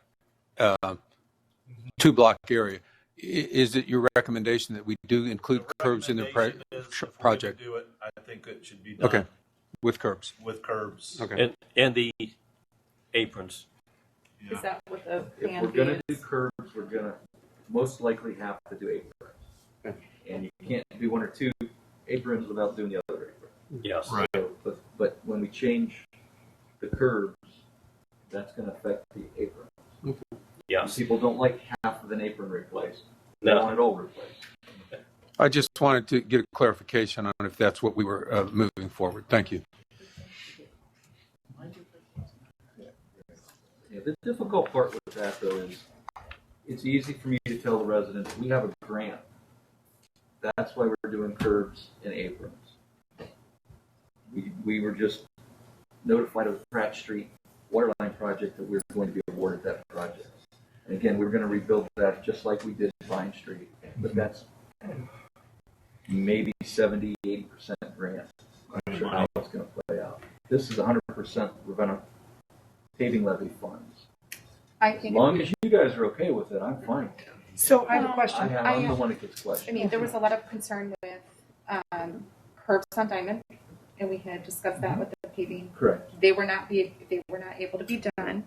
I do agree when it has to come out of our budget, we do have to watch. If it's a grant, then yes, curbs and aprons definitely. But if it's got to come out of the paving budget and it means less streets for us to pave, we have to be cautious of that. But is also doing the curbs and aprons going to help maintain the structure of that street and maybe not be paved so often? I mean, is that going to help with that, or will that does not affect that at all? Well, we're going to do the catch basins. Okay. So that will be, so the flow, the drainage will drain properly. Okay.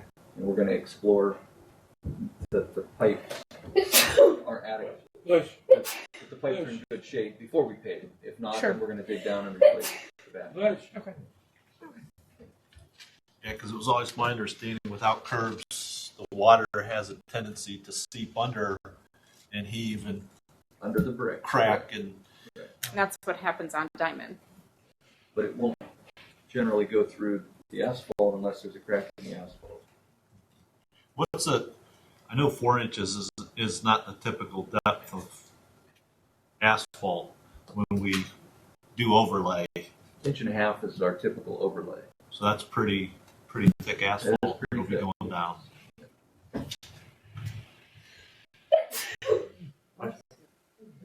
You're talking about curbs and aprons like they're separate. Aren't a lot of them all one piece? No, not at all. Curbs are separate. They're not, they might abut each other, but they're not poured at the same time. It sure looks to me like the ones around my house are one piece. I'm not sure what's around your house. It has been done that way. If they're pouring just a section of curb, they might do that. You might consider that for free. You're going to replace and pour them as one piece. I would like to move it forward with the curbs and aprons at this point and have an additional discussion next week at Committee of the Whole. And if we need to withdraw that portion at that time, we can still do that, correct? Oh, absolutely. Okay. Yeah, absolutely. Paul, Cheryl, you guys okay with that? I'm fine. Option B. Option B, definitely. Curbs and aprons, I think that we need to get more of an idea of the cost. Okay, sounds good. Thank you. Management update? No. Okay, at 7:40, I'll adjourn the Streets and Sidewalks Committee. Okay, at 7:40, I'd like to start the utility committee meeting. And the first thing on the agenda is the application for OPWC funding for the State Route 14 water standpipe.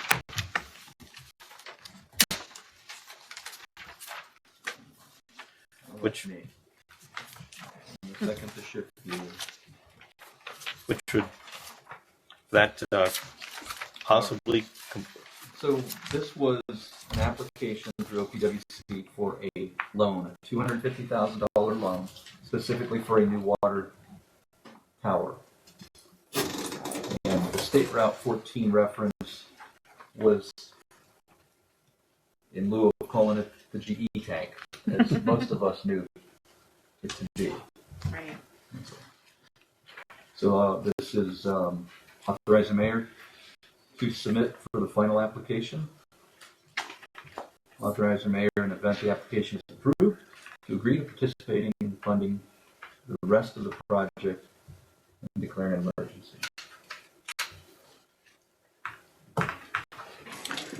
I'm okay with moving this forward. Yes, this is quite necessary. Exactly.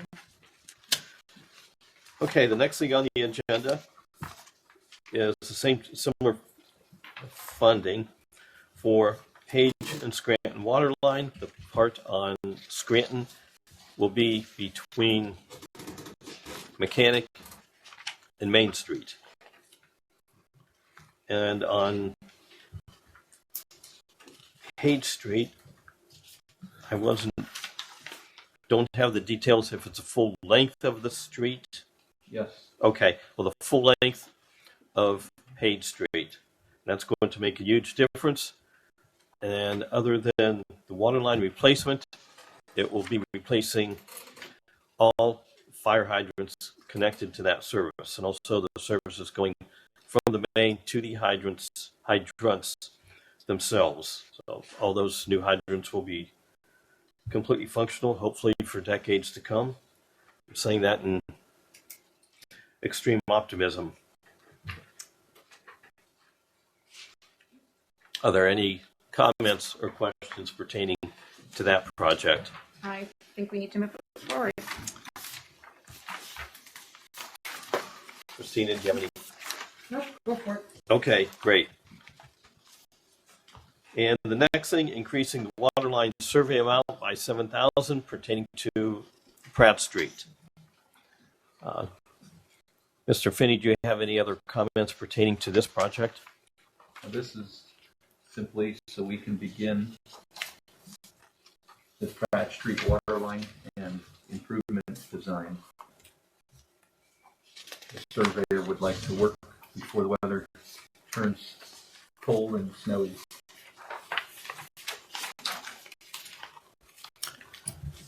Okay, that way, would that be, if that works out with the surveyor, would that be one of the projects for next year as well? That's my intent. Okay. My department is possibly $5.5 million worth of construction going on. So that's an incredible amount of work. Yes. We may have to delay a project or two. If that's the intent, I'd actually like to do it as soon as possible in next year, but we'll see how it goes. Okay, well, at least that sounds quite optimistic. Very optimistic. Okay, the next thing on the agenda is the 22-23 recycling contract itself.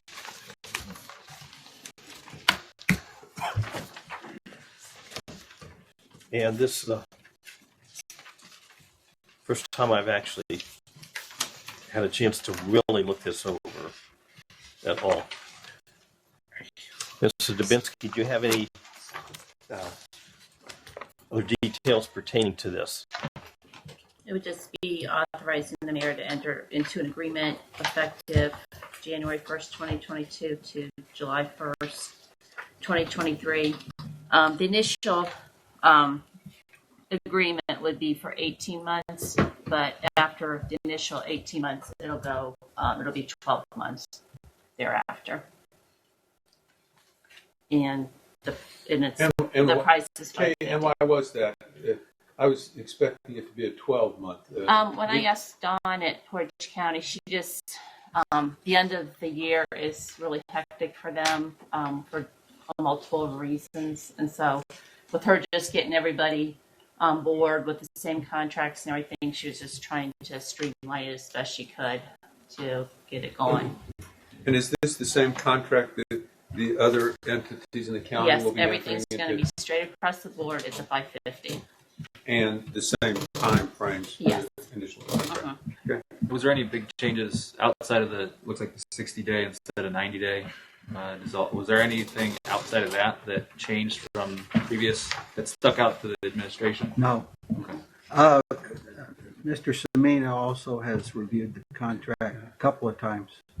I think that the agreement, as far as the prior agreement and this agreement, they're going to apparently determine the individuals to be charged by the property tax rolls, and that's going to, and some other information. The only thing that was a little bit different was that they said that they were going to create that list within the city with the cooperation of the city. That wording is not in this one, but I assume they're going to come and work with the city as far as identifying. It said district would be doing that, and they'll have to communicate with us on that, but Mr. Reynolds has all those figures. Okay. Under 3.2, it talked about damaged containers were replaced by the county the last time. If an individual damages a container, the individual who damages it is going to be responsible for the replacement of the container. So that's a little bit different than the first contract that we had. And then 4.2, they're indicating that carry-out service for individuals who are disabled or handicapped, that they can be no further than 50 feet from the roadway. In the old contract, they have to be 10 feet from the property line. So that's a little bit of a variance from the prior contract. And Frank, I had a resident last week called. She's disabled, and she's never recycled for that reason because she never could get her cart down. And I said, let me check with Portage County and see, if we can get that resolved. And Dawn, they are going to pick up her cart next to the house. Well, 4.2 says carry-out service. The district shall provide, at no extra charge, carry-out service to the address of the residents who are handicapped, disabled, impaired, or otherwise precluded from or physically incapable of placing the 65-gallon recycling carts from that unit at curbside that have no additional residents at the home. And they say the district will require a resident to provide a letter from a physician certifying the need for the service on a district-supplied form, which shall be kept confidential unless deemed a public record under 149.43. Requests must be renewed annually by February the 1st.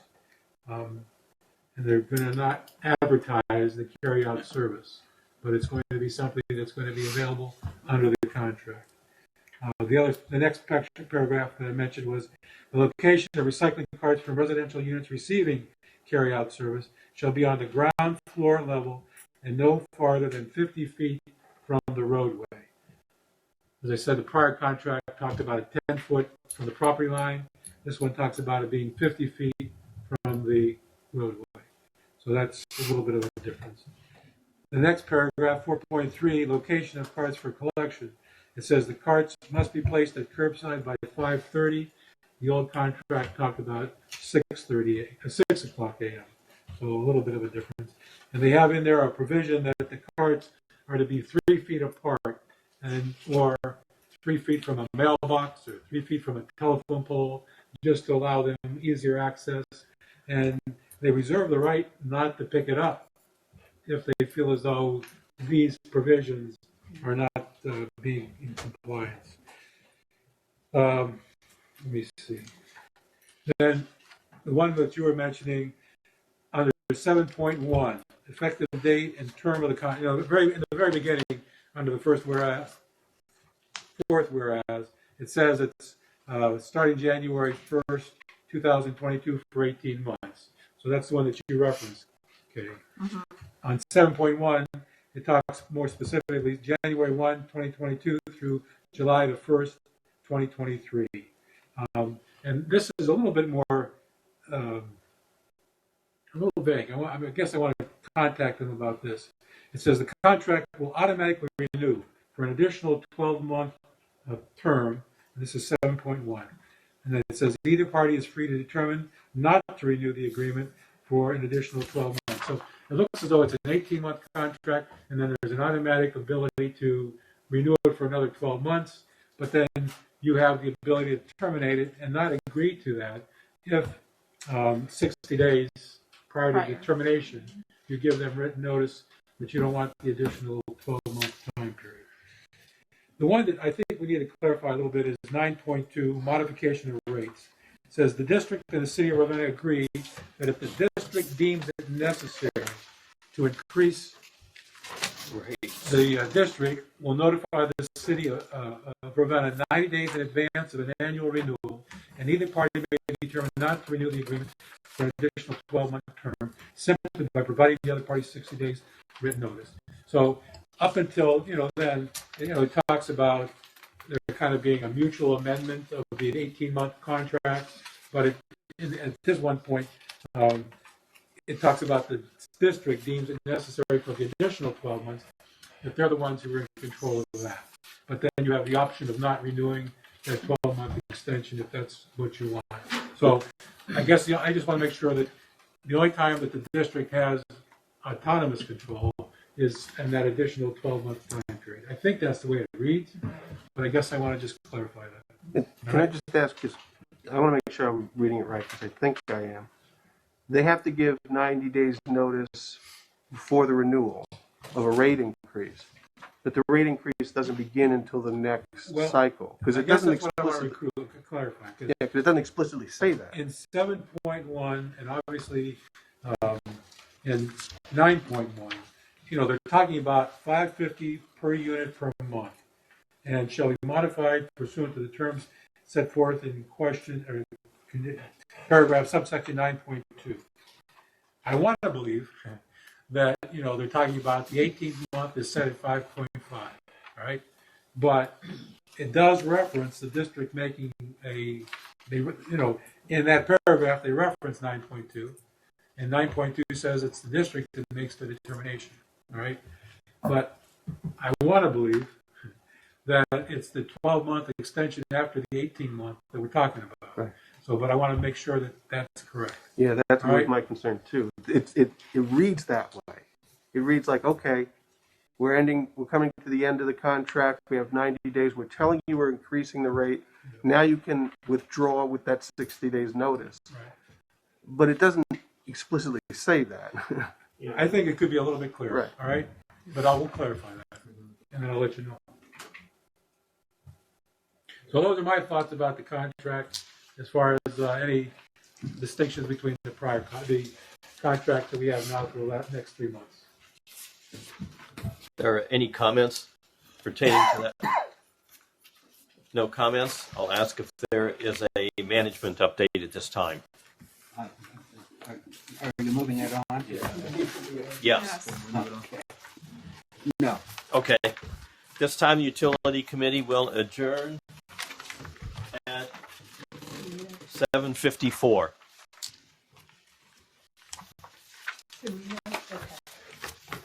I'm usually last, so that's why. I'm going to call Information Systems Committee to order at 7:54. I'm actually only going to target the community survey item on the agenda. I'm still waiting to get some information back for the cybersecurity policy. I don't know if you guys remember a while back, Amy and I had presented talking about doing a safety survey. And we got a quote back from Spectrum. And during our meetings and in talking with Chief Wallace and with talking with Spectrum, a community survey seemed to make more sense than just surveying safety for the city. I think a lot of times we get, the people that text us or complain about the four-wheelers or they're parking on my street, but we're not really getting a good baseline on what's going on in the city. So I just wanted to share kind of their proposal. Obviously, it's a very simple proposal. just looking for questions from council to kind of take a look at it, provide some feedback. It is not an expensive survey to do for them. I think at the most they said it was going to be $3,000. And I think it might help us kind of guide us in the right direction in the future as far as some of the things that we need to be focusing on. The brick roads or the downtown area or property maintenance, a lot of those hot topics that we're getting, to see if this is something that residents really want to talk about. Now, granted, we know that not all residents are going to respond, and we know that we're probably going to get some responses that are going to be super fun to read. But I think kind of looking through that and kind of helping us to have something, some baseline as we move forward with some of these projects and things that we're doing. So I just wanted to share this information with you guys so you could take a look at it. I think one of the things that we made clear is when we talked with them is we don't want to start a survey completely from scratch. So they were going to provide us with some of the surveys that they've done and then kind of tweak that to see so it meets Ravenna's needs. There's probably a survey similar out there that we could utilize and that would be beneficial to us. So, what is or who is FSM?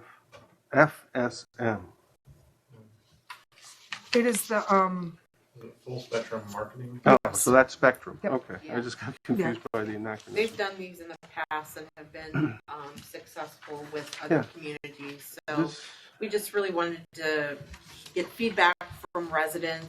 We've done the community meetings. Unfortunately, we don't get a lot of people that attend the community meetings. We put it out there. We try to promote it to the best that we can, and there are still people that will complain they didn't know about it or they're unable to attend some of the times. So this is another way to communicate with our residents other than social media. This is a different type where they could actually give feedback and send it in. So I guess I'm presenting it to you guys, asking for feedback as far as questions that should be asked or things that you feel is important for us to be asking residents. I'm certainly going to reach out to the department heads as well and kind of share this along. Weren't they going to come up with a baseline of questions? They are, for us? but also for us, there might be hot topics that we are hearing a lot from our residents that we might want to get feedback on. So to help develop, not that it's going to be, but just to help be part of the development process of it. I mean, I guess my only concern is, the scope of a survey that doesn't seem to have a focus, like you were talking about a safety survey. The safety survey could easily take 10 minutes. I guess I want to see the questions they come up with, but oh no, absolutely. But I just wonder if it's even feasible, considering the scope of the possible questions we might ask our residents, that a 10-minute survey will work. I don't know. And maybe it's a conversation that we have to say, maybe we ask in a survey about certain things this year, and next year we ask about different things.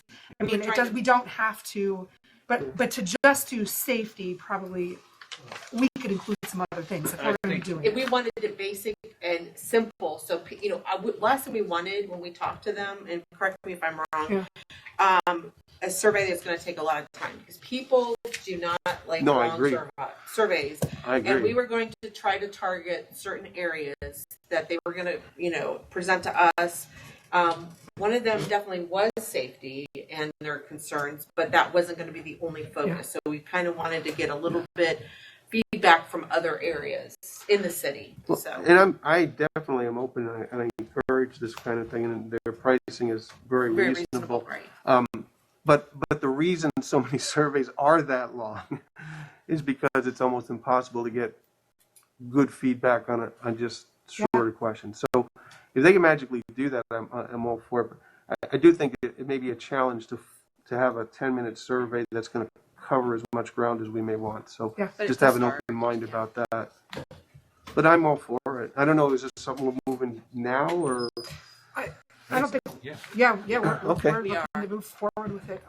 Jeff wanted to know if this was something because he told us the amount, which that was pretty reasonable, and we said we'd like to move forward with it. We've met with Spectrum. The chief was with us, and so I think Christine is bringing it to you guys for feedback, input, and if it's okay to continue the process. Because I think this is truly going to impact how we do our jobs as well, right? So it's going to be a nice, I'm hoping that it is a nice baseline to provide us something so that we can better serve the city better. Yeah. Yeah, I'm all for it. And that's all I have. Does anyone have any questions on that? Is there a management update? No. All right. Done. 8 o'clock. 8 o'clock on the button. All right, so I will call the Community and Economic Development Committee to order at 8 p.m. And I'll make it short and sweet. This is the approval for the CRA application for 228 South Sycamore. This is the project. The project will be a little over 11 million estimated, and it's new development. They're looking at taking the current building there and creating retail, commercial spaces and outside dining, restaurants, and then approximately 20 loft apartments in the upper floors, and creating a beautiful mixed-use area for us. So, if I could, this is another one of these things that this gentleman wants to start working on this in the beginning of December. Yes. But he cannot start till this is processed. This requires a meeting of the CRA Housing Council. Just to remind who's on it. Chelsea will be on it. Kay, Cheryl, Paul, Larry Selenius as a resident, and Matt Harper as a resident. This is done this way, and Bob Finney also is a planning commission appointment. This group has to meet and approve the CRA application.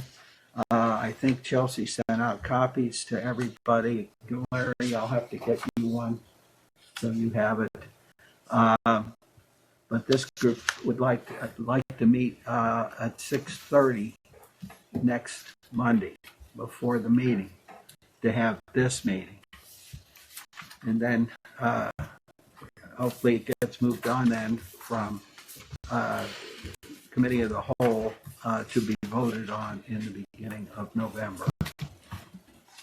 Because there's other stops this thing has to make. I think, I don't know if Brad Earhart works with this one, but the county definitely, because it's tax abatement, the county also has to sign it. So I think we have to. I also think we have to get the school involved too. We have Yes. to meet with them. As soon as Yeah. we'll get that part together. And now we have to add Maplewood. They passed a new law over the summer, and we now have to go to the vocational schools also. So the project is 11 million, but the improvement amount, or the amount subject to taxing, is 8.5 million, correct? Yes. right. The only concern I had was, and maybe I'm remembering this wrong, but I thought these applications, there was some focus on employment, that the amount of employment, not for CRA? Oh, okay, we'll have to be thinking about something else then. This was designed for retail for the most part. Originally, the CRA districts, back when they were developed, it was originally residential. Right. And back in 90s, I believe they made it more developed towards commercial and retail. And Right. But why did they even ask then? Because I thought we've seen applications that had it. I know the theater definitely had it. economic development No, well, require employment Okay. per so many $1,000. All right. Well, it's not a big deal. I was because I know this has to go through other approval beyond what we do at the city level, and I just want to make sure, Yeah, it's already been approved at the state. Oh, this one has? To expand the CRA area. No, I mean this particular application. This is up to the city and the school districts Okay. to approve the tax abatement. We have to send it to the state, but they don't have to approve it. No. They Okay. record it. All right. Well, yeah, I think it's a great project. Anyone else have any comments, concerns? Tim, Amy? I wish you all the best. Excited to see it started. 20 Me lofts, restaurants, great. Go And for it. we will adjourn at 8:05.